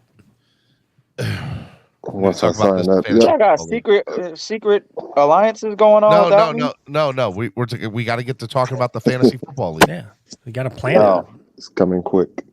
Yeah. Rashad, what do you want to see on Saturday night? Do you, if you get 2 drives, 12 plays, what do you want to see? I want to see more than 2 drives, but with the starters, let's say you only get a max of 2 drives. I want to see the run game, but I want to see. I've really been focusing on the offensive line. Like I've went back and watched the offensive line. I think that we'll get I think you'll get that by seeing a run game. Yeah, and I think we all agree with that here. Like I love what I've seen out of Dieter pass blocking. Do you care if they score a touchdown on Saturday if you see an established run game? The only touchdown I would care to see is a bomb, and I know we've seen them all training camp, but to see it in game action would be good to like in stride bomb touchdown pass. Right, that would be fun to see, and it would get the fan base excited. But I don't think we need to see it. I think we need to see O-line. I think it'll eliminate questions. That might be the only doubt. need is the O-line for me. But what I want to see, I would love to see. Like, I don't care if it was one play, quick strike touchdown, and 2 is set for the rest of the game. I would be okay with that. That would be pretty cool, Rashad. That would be cool as shit. Just walk off, tap his wrist, say it's 2 a time. See y'all later. Bye. Do you want to see? Do you want to? Is it important to see Teddy play on Saturday night, y'all? Ooh, that's a good one. No, we know what Teddy is. Let's be honest. We know what Teddy is. We know what he's here for. He's here to be the game managing guy that can win with a stacked team if your starting quarterback goes down. That's what he is. That's what he will always be. Now, and we should be fine with that. Exactly. Don't you guys want to see Teddy and Skyler get some snaps with the ones during preseason? Listen, to see who can take advantage of it the best. Not Skyler. I want to see Skyler play. Not even in preseason. You don't want to see Skyler play with the ones in preseason. I'm sorry, y'all were too impressed with what Skyler did. I'm with you, Rashad. I'm not drinking the juice. He hit wide open people, and the fact that some of them had to stop and like slow down or turn around, I didn't like that. Stop it, Rashad. Hey, Stop. Rashad, I'm sorry. that's the same thing that the Tua haters say. So yeah, exactly. What's the difference? If he's throwing just as good as Tua, what's the difference? I didn't like it when Tua did it. I want Tua to hit people in stride. Okay. Yes, that's fair. Sorry. But Skylineers, I retract my statement. And I don't want no smoke. Skyler's touchdown pass was not underthrown. It was overthrown. Just saying. You can say that. Well, that one he hit him in the middle of the field was extremely underthrown. Or late. It was late. I want to see like the all 22 view of that because I don't know what happened. Like, do they have an all 22 for preseason? I don't know, but he was so open. I'm so confused on how he hit him so late. Like maybe he was. I don't know. I don't know how his progressions work. So maybe by the time he saw him through his progressions, maybe he was late going through them. That Well, possibly, yeah. You know what I mean? Yeah. So, and that goes the same for all quarterbacks. Sometimes by the time they get through their progressions, that guy's already he was open, but by the time he got to him, I mean, he might be the fourth look. He's not open no more. Supposedly, Joe Rose said this morning that you can't be a playoff team and go into a season with a rookie quarterback at backup. Teddy was given guaranteed for his NFL experience. Skyler's job now is playing and helping with load management for Tua and Teddy. That's Who's it. Joe Rose? He does the morning show on WQAM. Oh, no offense. Down in I'm Miami. not in the Miami area, so I wouldn't know that. To be comfortable with Skyler as our backup, I get that. No, I couldn't. I was just about to lie. I'm not finna do that. Ain't no way. Not after what I seen. I just don't think, look, Lance McDaniel said he was also being pressured in which Tua folds under pressure. Tua does not fold under pressure. That is an inaccurate statement. It's pretty good under pressure, if you ask me. Well, inaccurate. Are you talking college or pro level? I'm talking pro. Well, To only be sacked 20 times behind that line? He was under pressure. He broke his ribs. No, he was And That's That's just pressured. difference. That was just a direct blindside hit, my guy. That was just a quick direct blindside hit. But do you remember Nobody how could have much avoided that hit? Do you know how much argument that caused in our community on should he have picked up that blitz, and called it out to the lineman? Did he call it out? Did he not call it out? It wasn't even a blitz. It don't matter. I remember what was people called losing their out. mind because It doesn't so matter much what was called controversy out. behind Jesse Davis got beat like a drum. He didn't even That touch man him. could have. He That didn't man could have touch him told at Jesse all. Davis. That man could have told Jesse Davis what he was going to do, and he would have still did it. He probably did. On a 3-man rush, he didn't touch him at Nada all. at all. Now, if you were that defensive guy and you're sprinting at Tua and you run past Davis, are you laughing at Davis as you go by? No, I'm slowing down because I know I'm about to kill. Like he's 6 feet, 120 pounds. Do I want this on my conscience? Is what I'm going to ask myself. Now I got to go be a Tua near because I see somebody say he folded against LSU and Joe Burrow in college. They won that game, but Tua also played a great game. They just lost. Go back and watch that game. Tua played good that game. They just lost. Yeah. Fucking idiots. I swear some people are LSU was stupid. better. LSU was just the best. Yeah, LSU was just a better team that year. That is arguably one of the best college teams ever. You had USC with Reggie Bush and Lindale White and all of them, and then LSU might be right behind that team. 2001 UM, and I hate UM, but I gotta admit that team was great. They defensively they had all those players, but they were Buccaneers just cut safety Ross Cockrell. Played a ton of snaps for Tampa the last 2 years and a solid all-around defender. Very surprised by this beat reporter for Tampa. Why are CBs getting cut in the NFL? like Ross. I like Ross. I'm very interested to know why there's a ton of quality CBs getting cut in the Is NFL. Noah next? Because there's a lot of cornerbacks in college football, and there's a lot of cornerbacks on the defensive I feel side like on the last field. 4 days last 3 days we've seen quality corners and secondary people get cut. But Steven, how many corners can be on the field at one time? That's the point right there. 3 to 4, right? So then they all need backups, right? They don't So you can all still need backups. Well, you need enough. If they get hurt, you can cover them, right? Yeah. So to me, that seems like that's one of the most abundant positions on a team. But we're seeing So- quality. We're seeing quality players get cut. Have you seen the free agency market for cornerbacks? It's a lot of names that you will recognize, and they have no teams. Like There's a lot of guys in college So ball. were you mad at the Alexander signing yesterday, Rashad? Did you want somebody else? I mean, I wouldn't have mind Kevin King. He has his flaws, but I was a big Mackenzie Alexander when he came out of Clemson. Like, I wanted the Dolphins to get him very, very badly. I thought he would be better. I thought he would have a better career than what he's had. So I'm not too upset. I mean, I understand it. Maybe he gets new life here, right?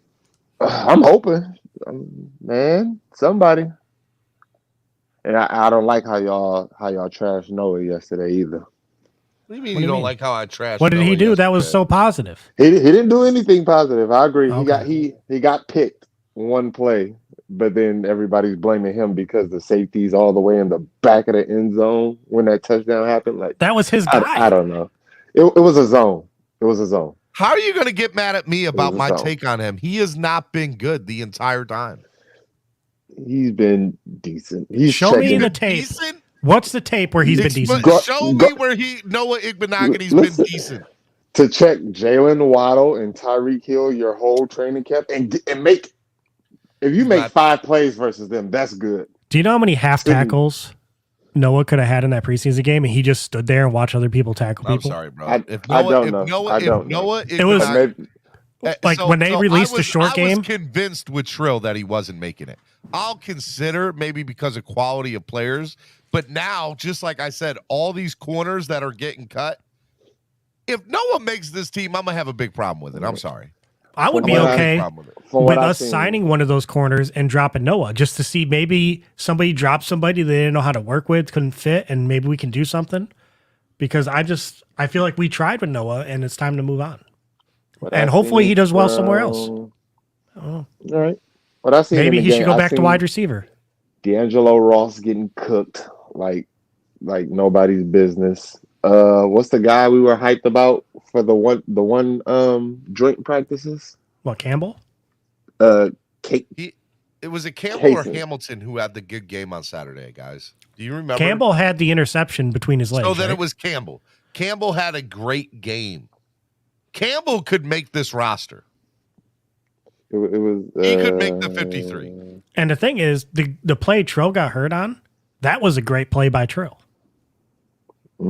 He read the screen, he runs up, he stops the guy for a loss of yards, and just unluckily got hurt. The Tampa Bay beat reporter went on to tweet, said Ross Cockrell played a ton last year with all the DB injuries, started 4 games, had 43 tackles, played 247 snaps on special teams, but a chance for the Bucs to get younger and faster. I totally think Cockrell's in another NFL camp very quickly. Yeah, he's a legit. He needs to be on somebody's team. If you need corner help, you will sign him. So does that mean Alexander's number 4 on the QB on a CB? Yeah. Line. Yeah, because automatically he's a nickel corner by heart. Right, because Joe Shad just said Mike McDaniel not ready to save Tua. Will play Saturday, but he says he won't say whether Mackenzie Alexander is exclusively a slot, which would slide Nick Needham outside if Byron Jones is disappointingly not ready for week 1. That's exactly what will happen. I guarantee that's exactly how they looked at it. Hey, Nick Needham's come a long way, though. From where he started getting burnt left and right, now it's like he flipped them hips, he's there. But does that not even make what Noah's done even worse? That we actually have proof that we developed corners, but we couldn't develop Noah. You know what I mean? See that you have a good point, but I would say this: EM when we signed Needham, EM called it out. So I'm assuming Needham always had it in him. It's just that it took him getting up to NFL speed. Bro. I love Nick Needham. And I think it was just like Needham played in the lower conference, but I remember us complaining about Nick Needham at first a lot. Yeah, because he was slow as dirt. Like Tony, what is your comment about Noah? Tony? I don't get why people are. Can you guys hear me? Yeah. Go ahead. Hello? Am I? Oh, okay. You're on, I don't Tony. get why people. Okay, I do not. I hate when people are blaming. His late reaction was based on blown coverage and I don't blame him for that. That's Brandon Jones's fault that coverage was blown. How much ground you got himself into cover when that wasn't his fault? Like, seriously, that late reaction was him. What makes you say it wasn't his fault, though? No, because when you look at the reactions from both him and Brandon Jones and Nick Needham, there's looking at Brandon Jones saying this was your spot. You should have came down and covered that area and stuff He like had no that. business to be in the back of the end zone. If you watch, they broke down that play after it happened. Like the guys in the booth, they broke it down. And then I believe on NFL Network, they broke it down. And all of them have said that Noah was not in the right position.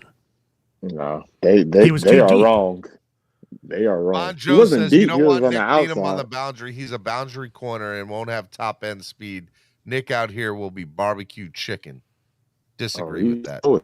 Yeah, I'm and not for saying me- he's not great. I'm not saying he doesn't need work, Bonjo, but And then I the would other- take him over Noah. And then here's the other issue. When you have a guy out there like Noah, who I'm sure his teammates don't really trust him out there, right? Right. Like they have fear that he's going to give up something.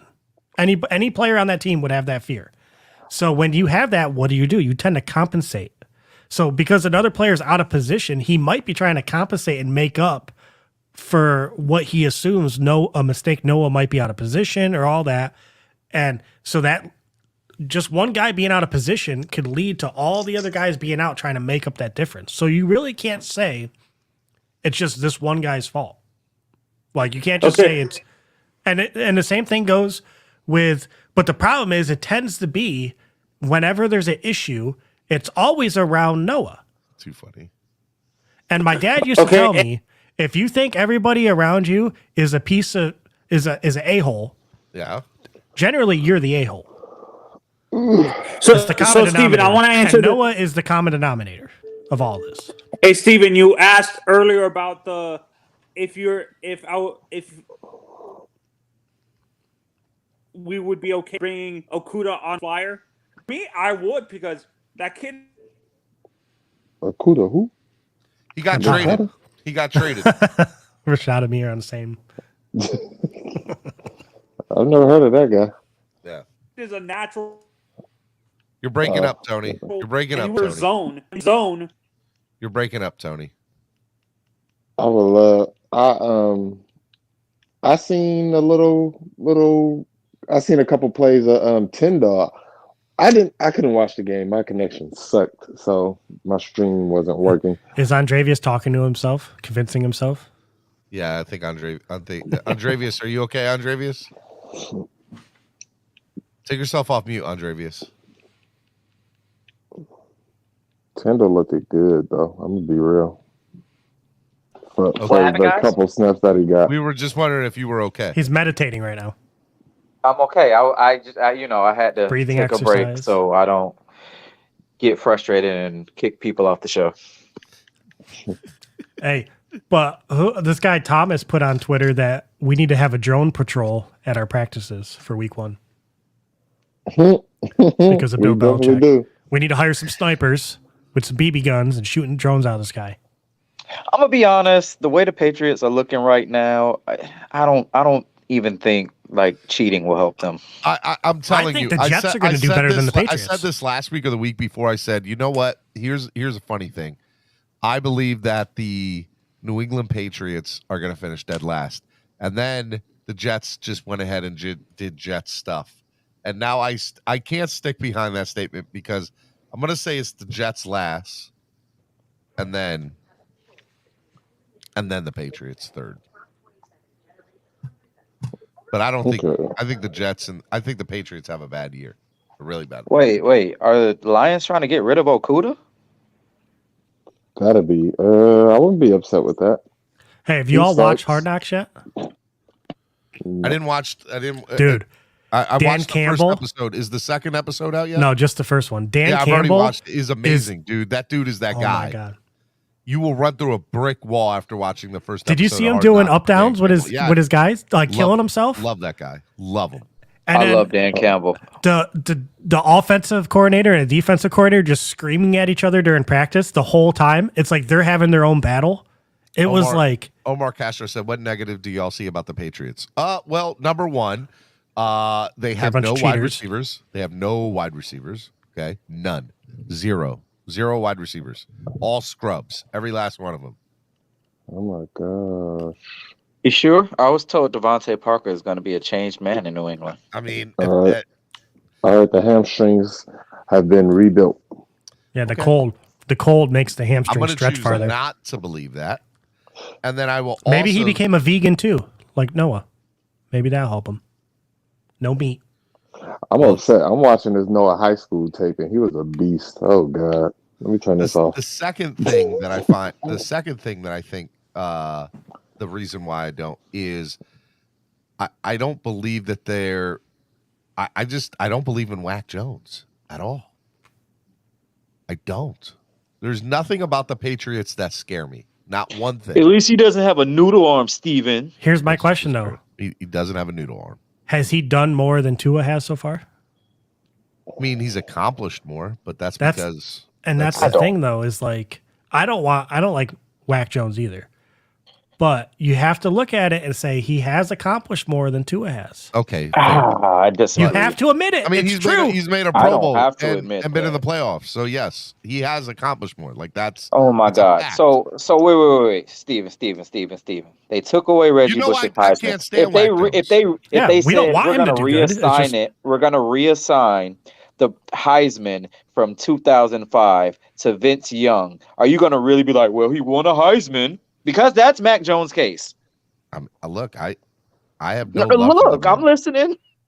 I have no love for that man. I'm just telling you right now. It's a he has consolation award, accomplished more. guys. It's a he did not go I to don't a think Pro he Bowl. should have been in the Pro Bowl. He's better. He's He not just a Pro was. Bowler. Going to the Pro Bowl does not make you a Pro Bowl if you're Yes, like if you're like the exactly if you're like the sixth option. No, he was like the sixth option. Now you Like, can argue like, three whether he people turned should it have been in down. the Pro Bowl, but the fact is he was, and Tua wasn't. That's the fact. Oh my God! Hey, listen. And All right. I don't think he should have been, and I I don't think Tua should have been. I thought we were the no participation award guys. What is this? What are we doing, guys? What the hell are we doing? I'm just saying he's accomplished You more. don't get a in blue less time. ribbon. You don't get a blue All ribbon. right. That's all I'm saying. So he's the blue ribbon guy. Got it. He's so accomplished with his blue ribbon. So if you hating on Mac Jones and he's accomplished more than Tua, what does that tell you? It tells me Mac Jones gets consolation awards because the media likes him. Prove me wrong. I do think that the media. Now, I honestly think that this year Tua is going to blow Mac Jones out of the water. Whack Jones is in the top 100 players right now, which is crazy to me. That is stupid. Consolation awards, man. I'm telling you, they're just giving them out. Oh, so Waddle's in the top 100. Is that a consolation? I'm going to be honest. I feel like there's some receivers that are more productive than Waddle that I didn't see on the list. Hey, I'm glad you said that I don't because know that if I shows think me they're better than that- Waddle. That but shows me that you more can look productive. at it objectively. So I'm happy with that answer. Ace of Spades says Whack Jones was voted by his peers to the top 100 players. His peers think this. No, here's something that y'all need to realize. Do you think other players, in the NFL, are sitting here watching game film upon game film upon game film of other people? Yes, They're that's their not- job. No, that is not their job. That's their job. They Or- watch game film at practice and at home. It's Bro. in, and it was Bro, even more- put in more- Kyle Murray's listen to me, contract that he listen has to to me. watch it. Listen, Okay, Kyler, and they if Kyler Murray retracted got it. a vote, it doesn't matter. Here's a reality, Roach. The Because you know he didn't is- watch film. Here's a reality, Roach. More players when they are not in the when they are not in an NFL facility, when they're not watching film, not watching film. When they're not doing other things, they're not watching film. They're enjoying their lives. Well, they're playing. well, Steven, golf. guess what? They're playing I'm in- PlayStation. I'm they're in- in movies. I'm they're in making film music, school. They're doing. I'm a in million film school. things, Guess what? bro. When I'm not watching films for film school, I'm not watching film, so we can't count that. No, bro. What I'm trying to get at you, bro, and say is that top 100 by players is more swayed by the media than everything. And what is on ESPN every 5 minutes? Whack Jones, the Patriots, all the time. All the time. Dude. You So cannot they are- tell me that these are players more do not swayed watch by enough national- film. Players are swayed by more national media than you want to give it credit Here's the thing. for. I agree with you that Whack Jones should not have been in the top 100. But I do not agree when you say that these players don't watch film and know who's the top in the league. Yo, I'm telling here's what I'm saying. That the players are swayed by national media. And when the national media consistently has the Patriots and Whack Jones on their TV, then yes, oh my God, he's the greatest thing since sliced bread. He's not. We've been on the national media a lot more than ever, honestly. Is that because of Tyreek or is that because of Tua? I've never seen. Every day there's a segment about the Dolphins on every network. I just can't believe you don't think they watch that. They don't know all these quarterbacks. Like he's a starting quarterback. So let me make sure you hear what I'm saying. Okay, so let me retract my statement and say at the end of the day, yeah, I'm listening. That players are more swayed by what the national media is giving to them than their own intuition on what they might.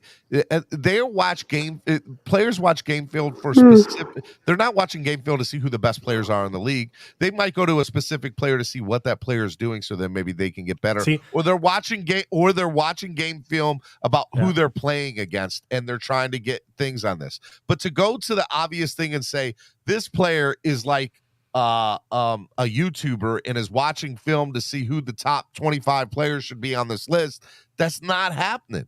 They're not doing that. They are watching to improve their craft.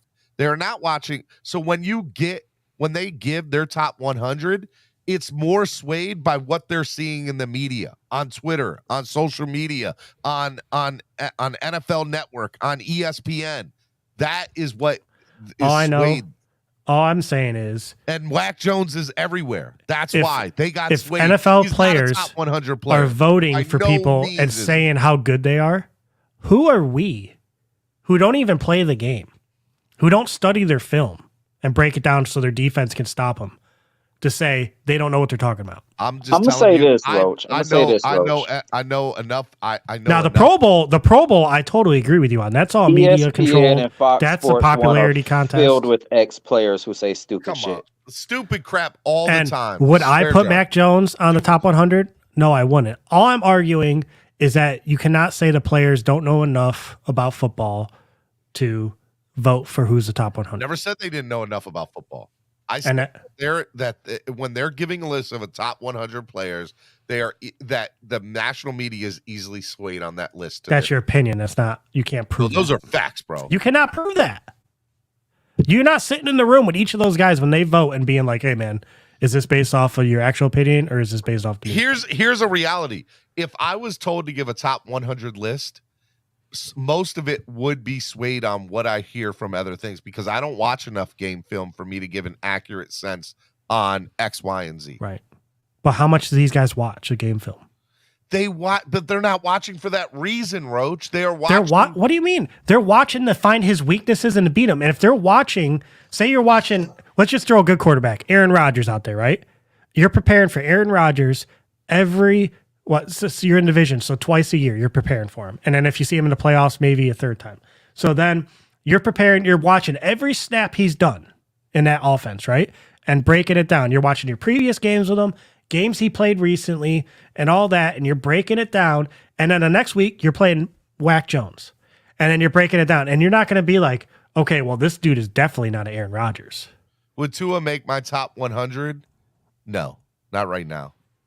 I'll tell you this, Von Joe. But he will. Yes, he will. If Tua's outside the top 100, Mac Jones is wherever below him is. Yes. Like Mac Jones is still below that. Yeah. Now, if you want to say that offensive players don't watch enough film on an offense, that's a fair statement, because I'm sure they don't watch the offense of the Patriots. But that's part of the problem. Defensive players, stop defensive right there, players Roach. definitely know. Roach, stop right there. That's all you need to say, because we don't. Steven, you're wrong. Players know players. Roach is correct. Just admit it. There you go. Am I out? Am I gone for 10 minutes, Terrence? All right. He didn't say you were out. He didn't. I need to get clarification on that. That'd be crazy. Okay. Why? I'm going to bring on a couple of guys here, and even a new person, Tommy. He said, no, I'm not. Hey, Tommy, what's up, man? Tommy, what's up, man? Hey, guys. I know Tom stuff. Can you hear me? Yeah, man. All right, let me for my Valvin. I have a drink. It's I all love good, the- Tommy. I Welcome love- to the show, bro. I love All the right, beard. I just want to say one thing. I've been a Dolphin fan since 74, 75. Yep. Sure. I've seen a lot of pain. Mhm. I've seen quarterbacks I would just like slip my wrist. It's like Me too. it's like hearing discos coming back, you know? Okay. The BGs are coming back. I don't know, but just hear me out here. I never wanted to draft Tua. I'm not saying I'm a Tua hater. I'm just saying I did not like his style of play in college. Mhm. I was not a big college person because I like the Hurricanes. So I basically only would watch Hurricane games. Got it. So I wasn't really, You I weren't would, abreast to the rest of the right. other college games. I'm not like I you got guys. you. I'm not into it like that. I just like football. Yeah. I'm a football fan. I like my Dolphins. Understand. The one thing I did not like, and this is gonna go. A lot of people might not like it, and It's it your might like- opinion. Go ahead, it's my Tommy. Tell opinion. it.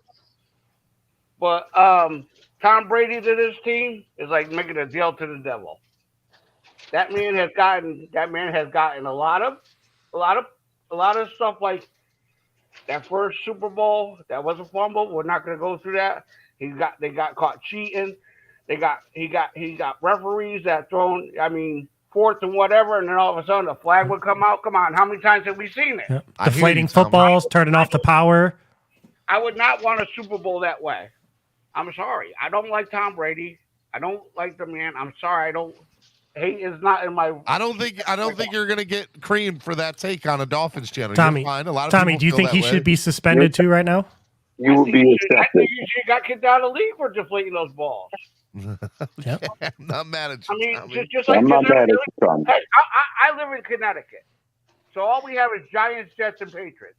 The only thing you see in the stores is Patriots. Yep. You see what I'm saying? Yep, 100%. Every time I see a bag of chips, I say, those chips are probably flat. So is the sodas. The sodas are all flat. I mean, I don't like the team. I never liked the team from the 70s and on. I've been to Patriot games. I mean, We got to give you a round of applause for your statement, Tommy. You're killing it today.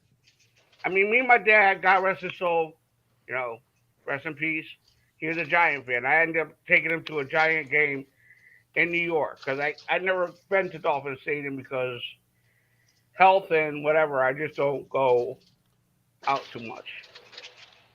I hear you, man. But the only thing I like to say is, I see a lot. I subscribe to a lot of channels. I subscribe to you. I subscribe to TD, DW. I watch Larry. I watch Reason. And I mean, I know a lot of people don't like. I mean, I see it. They spread hate on TD, but his family's going. I heard his family's going through a lot. So can we all pray for us? Yeah. Hey, yes. I mean, definitely. one thing, you might not like somebody, but we're all Dolphin fans at the end. We all bleed that color. We're all gonna be there. We're all gonna cry. We're all gonna laugh.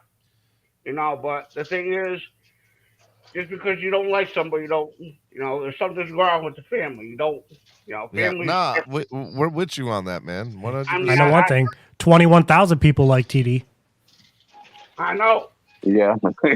Yeah. I know, but there's a lot of people. I go in his shit. I don't say a lot, dude. I've been there. I go there. I say hi to him, and I sit in the back. I come here. Shaheen's on IR. I sit in the back, because I just like watching it. I absorb it in. But what I've seen from this team is it was very vanilla because it's preseason. Like he says, it's preseason. I don't give a flying poop about it. I just don't want any of our main guys going out there when you know what they can do and just get hurt. I don't want to see Tyke Hill getting hurt in a preseason game. Two drives on Saturday, man. 2 drives on Saturday. I'm good with. But I'm just saying, when that game yesterday, that game against Saturday. Bucks, we saw our defense go out there and just poof, Yeah. and they had to punt it. And granted, we went down, got a field goal. It was points. That's what we're looking for, points. Because what we normally would see is the defense would go in there, cream them, and then either two would go down, score, or would get some points. And if the defense did it again, a lot of times you would see 4 and out, maybe get a first down. That's the stuff I want to see change. I don't want to see. I don't care if we get the 3. I'd rather have 7 than 3. It's you know what I mean? Simple math. Manza Chill says salute from Cali. TD brought me here too. Fins up all day, man. Hey, man. Yeah, I mean. All right, so Tommy, real quick, let me ask you a couple of questions, man. This is your first time on the show, right? Go ahead. All right. Well, first of all, where's it at? There we go. Yeah, you hit the crickets, man. I did there for a second. I want to give you a big shout out for coming on to the show. You're from Connecticut. Yep. You've been a Dolphins fan your whole life. My whole life. You're subscribed. It sounds like you're subscribed to everybody across the YouTube platforms. Do you go on? Have you been on anybody else's show? I done TDs. TDs, Only okay. just TD. Okay. Well, number one, man, just welcome, man. When I met TD, it was just him, the baby, and just one little bit. So you haven't been on in a long time, then, anywhere. No. I have my own channel, but I just don't normally do like scratch tickets and picks. Okay. I don't talk about the Dolphins as much because I just don't want that. Well, Tommy, let me tell you, you, sir, are one of the reasons that I made this channel is to have somebody like you get on here and get to talk about your favorite football team. This is what Clock Blockers is all about. This is what Spread Kindness, Positivity, and Love is all about. I love that you're on here this morning. I'd love to see you on here more often, but I love first timers that are coming on here and hanging out and just welcome, man. I'm excited that you're here, bro. So Tommy, do you have any tricks on how to win a scratch off? Yeah, right. Don't do them. I'll tell you one thing though. Like, do you want it in the beginning? Like, do you want a fresh roll? Do you want an old roll? Like, it doesn't matter because they can stick them anywhere. I'll tell you right now, I did a book. It cost $200. I got a little bit over half back. You did a roll, an entire roll. A whole 100 tickets. All right, man. But then there's $2 tickets. There's 100 tickets. It's $200. Well, Tommy, look, man. If you ever want to, you can always become a member of the channel here, and you always get back what you put in, man, and you can always become part of the show, bro. I do know one thing though. If Brady comes on this team, here, Steven, I'm gonna have to pull out my checkbook because that swear jar is gonna get filled. I ain't mad at you. Do you accept checks, Steven? I'll accept checks from Tommy, baby. I'll put them on my PayPal then. Oh man, I ain't mad at it, man. That's awesome, man. I love new people coming on. Well, I'm just saying, if you don't ever scratch tickets in Florida, don't scratch tickets in Ohio, because they have what is called a fake multiplier. What I mean by that is you can get $5 ticket, right? Mm-hmm. And you get 5 matches. They can put $1 on every match, so you only get your money back. Oh. So a lot of states don't have those, but you had me thinking about my first time coming on this show. I think I was in HAC school, Steven. I think I was like in a lab in the middle of my class. The very first time you ever came on in here? Yeah, we were soldering, and I just went live while I was soldering. I think that was my first video. Every time I hear soldering, I think of what's his face from was it Joe Dirt? You're talking to my man all wrong. What did I say? I stab you in the neck with a soldering iron. Yeah. Who's the guy? I can't think of the actor's name. Christopher Walken. Christopher Walken. Yeah. You're talking to my man's all wrong. Love it. Every time I hear soldering. All right, man. Oh man, that's awesome. Tommy, you made my day, just so you know. You made my day. I just sit in the back and I see a lot of stuff, and I was on someone else's channel, and just the hate alone is just like, all right, I understand that people have their own view about players, but we all hating players before. Yeah. Don't you remember we had Cutler? Come on, no, I don't want to remember that. I don't want to remember Cutler. Actually, he has a good podcast now. Yeah, he's always good for it. Smoking cigarettes and talking football. And stealing $10 million from us. Yeah. No, you know who stole from us? Fuller. That's a real thief. No, that is a real thief. Well, he is. He's in that same category. Modern day train robbery. Well, at least Cutler got on the field more than. Astu stole a lot because we just paid him too much. Now we gave him that money. I just got sick of Cutler's puppy dog look in the press conferences. Is there really though any bigger thief in the NFL than Albert Hainsworth? Nope, Albert Hainsworth's the biggest one of Yeah, all time. yeah. Him and Jamarcus Russell. Him and Jamarcus. We had a lot of DeMarcus is players. guaranteed, though. Yeah, but yeah. You look back, we have a lot of players that maybe you did not want on the team. Am I saying that Herbert all them are better? No, I didn't. I really didn't watch Herbert. Like I said, I stuck to one thing. I didn't watch. I watched the draft just to see who we picked. And half the time, I gotta look up the guy. I'm like, who the hell is this guy? Like when we picked up Phillips, I knew Phillips, but the guy that played COVID, that took off for COVID, I thought he was a little bit better than Phillips. But I'll take Phillips. He's nice. Came from Miami University. Yeah. Rushed edge. They had 2 edge rushers that were good, but one sat out for COVID. All right, guys, we're gonna do final thoughts of the day here. It's 12:30. I got stuff to do. I got to get out of here. I got a lot of things to do, but we'll go ahead and do final thoughts of the day, man. We'll start out with Slim Shady Canes. Slim Shady, I'm sorry you were on here and didn't get really a chance to talk today, but what's up, man? I mean, it is what it is. I guess I'll just end it with the reason I came on. I'm sorry, Slim Shady. I apologize, man. Hey, like I said, you're good, boss. It is what it is. No, this the whole reason that I just came on. I think you're way out in left field about players not knowing other players. I would take their analysis. A Over player mine. that's playing every That's fair. Not even that. I'll take a player that is playing every Sunday over every single person sitting in a booth across America.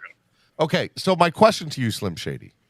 Do you not think it's fair to say that players are swayed by the media and how they might feel about a player? No, I think they look at the media the majority of the time like they're a bunch of morons. Okay, That's my opinion. but they still watch it all the time, right? Oh, I'm sure they watch it. Okay, so Absolutely. if I'm a San Francisco 49ers player on offense, do you not think that if I'm voting for the top 100 that I'm putting in Wack Jones because he's on TV all the time? I think maybe they see something that you necessarily don't. Because to be perfectly honest with you, I think look at what they're watching. They're probably thinking that Stephen A. Smith pops 5 Tide Pods before he goes on the air. Yeah. Like they know if a coverage is blown or if a guy made a play. Right. Did you guys Like, look at Tony Romo calling a game. Tony Romo's one of the smartest people in sports. He is because Tony will absolutely call out. Look at our buddy Chris Sims. He knows what's going on. Yeah. Right? Chris Sims, he knows. Yeah. Most of the people that play that's commentating are the best commentators. I just said that because I know our fans hate Chris Sims. Yeah, that's why I was like, Why you couldn't get a Super Bowl? He sucks. I don't want to hear that. But yeah, that was the whole reason I came on. I just thought you were way out in left field with that one. Well, Thank you, Slim. We'll have to agree to disagree, Slim. Hey, that's fine. It's Steven's okay. point- We can disagree on everything, and I still love you and watch you every day. I love you, Slim. You're the man, brother. Be good, bro. Yes, sir, boss. All right. Let's go to Crypto. Final thought of the day, Crypto. Good show, Stephen D. My theme's been all week long, man. We need a quarterback that could play in the wintertime. We got to work on our winter quarterbacks because we have summertime quarterbacks. That's why Mac Jones gets favoritism because he's a winter quarterback. He plays good in the wintertime. And he invested in Dogecoin, which is up 15%. Yes. But Wait, listen, what? What is going on right now, guys? What are we doing? I don't know. I'm so confused. we got our winter quarterback. His name is Sky Thompson. Oh my Mac Jones is so good in the wintertime that they didn't trust him to throw the ball. I was gonna say something. Fuck out of here. Get out of here. We're gonna hand the ball off. He's perfect in handing off that ball. Hey, the fact that they know they didn't need him to throw the ball is impressive. Yeah, but later on in the Bill winter, Cheap. he got his tail feather smashed. Yeah, Belichick knows how to cheat in the wintertime as well. Think about So that this. helps out as well. Think about this. A guy who didn't even have to throw a ball in a game, right? Yeah. Made the top 100 and the Pro Bowl over our quarterback. What are you saying, Roach? You saying that our quarterback needs to this is his year. This is his year to I'm show saying our everybody. quarterback missed 5 games, so of course he didn't have the numbers to go to the Pro Bowl. So you saying our quarterback Roach doesn't have needs to hand the ball, only need to throw the ball 3 times a game to get the MVP award? Maybe. Is that what you're saying, Roach? I'm saying y'all just Maybe. be coming up here saying foolishness. Y'all just want to. I'm just having fun with it. I actually know think Roach be trying to bait people, Yeah. but the I thing actually is, think, crypto be dead serious. That's the sad part. I actually think Tua's going to have a good year this year. Stop it. Listen. All right, crypto. I'm telling you, Stephen D, the Baltimore beatdown is on. So make sure you get them tickets ready because I'm gonna be in the parking lot. Don't get arrested. It's gonna be good times. Good times. Don't get arrested now because I If you plan guys on. want, there's like 6 game tickets left that we have. 7 game tickets that we have left for the game. Get your tickets. Get your tailgate tickets. The link is in the description. Matter of fact, I'm gonna post it up in here. If you're coming to Baltimore, Get those come 6 hang out. Come 6 hang out. tickets sold. Come hang out. Start out at what? 8:30 in the morning, right? Stephen D. No. 8:30 in the morning. 9:30. 9:30. Yes. Oh, you guys are a bunch of lazy bums. You need to get out there an hour earlier. All right, get out of here, crypto. Be good, bro. All right.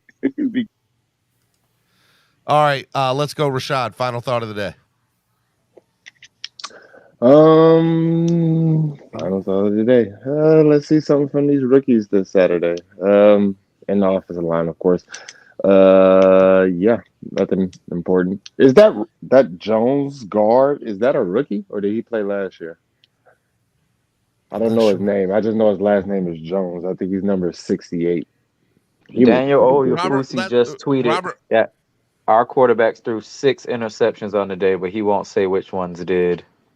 Oh. Just wrapped up. I wonder why he won't say which ones.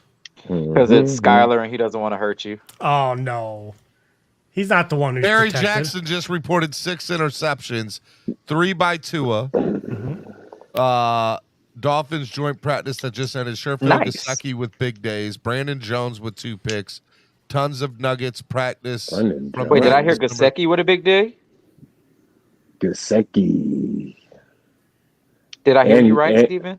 Yes, Gesicki and Trent Sherfield. Sherfield, yeah. Sherfield had the orange jersey too. Yeah.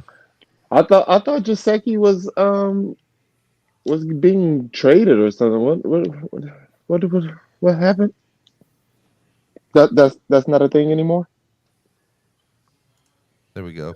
There we go. Trent Sherfield with an orange jersey. That's saying something. Holland Bowden didn't get it. I don't know, but yeah. Oh, Noah got an interception. Noah got an interception today? That's what I wanted to From hear. Teddy. So that's Off 4. of Teddy? Yep. Nick Needham. Skyler. So Brandon Jones with 2 interceptions off Tua. Nick Needham with 1. Noah got Teddy in red zone drills. And then Elijah Campbell. What I tell y'all, that man's having a field day. Didn't I tell y'all that? Yep. Elijah Campbell and Quincy Jones got Skyler for the final set of team drills. Yep. Skyler scored a touchdown with Gesicki. What did I tell you about? Look at Noah? him. He getting reps with the ones, Roach. Big Daddy Noah. Sure, wearing an orange practice jersey as best player last practice. Caught it. Trent Sherfield. What team is he on? Ours. No, like team 1, 2, or 3. 3.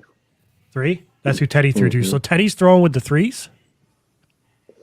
I think they switched. And then he threw another touch. Teddy threw a touchdown to Sanders over Noah. He beat Noah. Braylon Sanders. Nick Needham then intercepted Tua on a desperation pass attempt. Then Braylon Sanders caught a long pass from Teddy. Trent Sherfield had a strong practice. Jason Sanders hit the cross ball crossbar out of 62-yard attempt. Hey, was I gotta wide go. left. Rashad, is it your final thought of the day?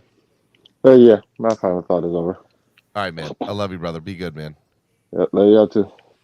Andrevius, final thought of the day, my friend. Boo, everybody. I'm booing. This is boo. I want to remind you all before I let Tommy have the final thought of the day. If you donate in increments of 20, you will be eligible to win 2 tickets to Saturday night's game. Second place wins 2 tickets to the Cornerstone Club. First place wins 2 tickets to Club Live. $20 per slot. You can donate on Cash App or PayPal or here on YouTube. Donate to the channel, help the channel grow. And $20, you get 2 of the chance at the hottest seats to go to the game on Saturday. It's awesome. It's awesome. Okay. We'll talk about tomorrow's practice. No, I already said I had to go, Scott. Don't go there. Yeah. Can I get my last thought? Well, Tommy gets last thought. Yeah, but he's last, Yeah, but right? you're the producer. That's why. Oh, okay. You got to stay on with me till the end. Well, I'm just going to say then, Skyler won today's QB practice.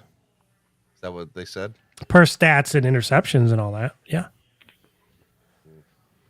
Anyways, Tommy, you are final thought of the day, my friend. No, well, I just want to say for my final thought is just let's get through this vanilla preseason. I hate preseason. I think it's the worst thing they ever came out with, but you gotta have some type of other thing than look at your own team. But let's go week 1, stop these Patriots in their tracks, and let's get on with and then we have some tough games ahead of us, and I just hope Tua can make it out of there without. He might lose one. I'm not saying we got to win them all, but I just want to see a Super Bowl, before, I visit the upper room, and shit. I'm not getting younger over here. Hey, It's man, great. Dolphins Super Bowl is all I want to see. I got you. But, I understand. but I'm just saying, it's just another thing is you like to spread a lot of positivity. Let's spread a lot of love today. I like it. Spread love. Spread love. Let's get this negative monkey out of here. He says, spread love, y'all. Stop. One more shout out for Tommy. Tommy, thank you for coming on today, brother. I love you, man. I hope to see you again. Be good, Tommy. Peace. Miami Sports Music's #1 Miami fan morning show. CLOCKBLOCKERS right here on the Miami Sports Music Podcast Network. Roach, what a show today. This was fun. Right? Hey, and the conversation doesn't have to stop. Go over to Discord. Oh, man. It's gonna be good. Links in the description. That's your invite link. We got Noob in there right now talking. Oh, okay. Yeah, don't forget to go there. Go. I appreciate y'all. It's been fun talking to Dolphins. I'll catch some of y'all on the evening shows. Yeah, Noob. Hey, guys, go to our Discord. Go to our Discord. I need to figure out how to share the Discord. I'm still learning Discord. Yeah. Copy link. Here we go. I think this is it. Paste. Channels. There we go. There's the Discord. Get into the Discord. It's free. Doesn't cost anything. Let's go, guys. Oh, Crypto's in here. Uh-oh. He's typing. Uh-oh. What's up, Roach Crypto? I love it. All right, man. Your final thought of the day, Roach. Skyler, man. He just keeps winning. Like, he keeps getting the W. I'm going to have to mute you. That's fine. Did you have fun? I did. All right, man. I will talk to you later, brother. Be good, okay? All right. See ya. Miami Sports Music's #1 Miami fan morning show, CLOCKBLOCKERS. Oh, I hit the wrong button. I'm giving myself crickets. Let me do this. This is the #1 Miami fan morning show, CLOCKBLOCKERS, right here on the Miami Sports Music Podcast Network. I hope you all enjoyed today's show. Please hit the like button if you haven't done so already. 110 likes, 122 of y'all watching. We were around 200 people today. It was great all day. Great show. A lot of fun. If you didn't get a chance to watch the whole thing, go back and watch it. Hit the like button. Make sure y'all do that. And also donate to the channel. Help the channel grow, please. Can't grow without the help from y'all. I don't care if it's $1. If everybody donated $1 right now, if all 115 y'all donated $1 right now, it would go such a long way into helping the channel grow. It's seriously, it's that easy. Think about what you spent $1 on. Let's go.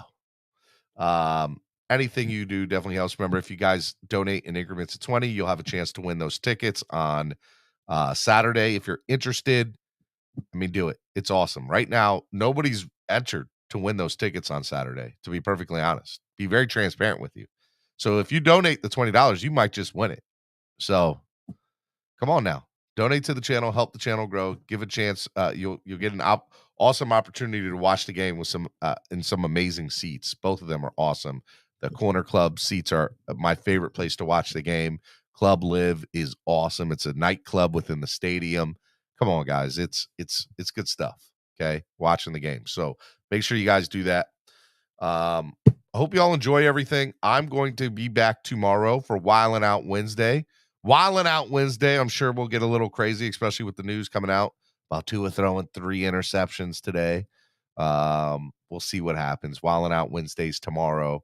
We'll have a lot of fun. I'll bring on the entire panel. It'll be a big panel show the entire day, so make sure you guys check that out.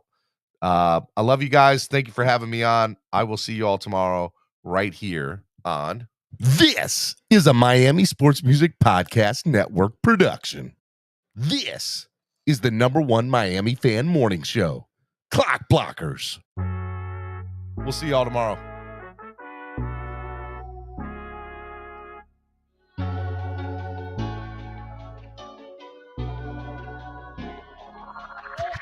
I know the whole city rising. A little early, it's a bit surprising. Business moves, now we enterprising. Switch it up, now we improvising. Go to get in the winter column. Whole squad been trained to go. Fins for life, we throw the foe. Singing this just to welcome bro. To a time, to a time. Time to grind, time to shine. To a time, to a time. To a time, to a time. To a time, to a time. Time to grind, time to shine. To a time, to a time. To a time, to a time. My intuition told me this. To trust the coach, he holds the gift. He knowing when to go with fits. So we knowing when to switch. This year we got the golden pick. Time to see what that pick about. Bad vibes get sent out. Only fans up in this house. We been waiting, yeah, we been patient. Now it's time to cash out, no discount. Super Bowl, yeah, we in route. I don't know when, but it's close. I don't want to overhype, but I just know I like it. So excited, league gon' notice now. You should notarize it. They say Tua from that rock. Shout out to Samoa and Island. It's time to lay the smack down. You think he Dwayne Johnson. Time to be the people's champ. Hit him with the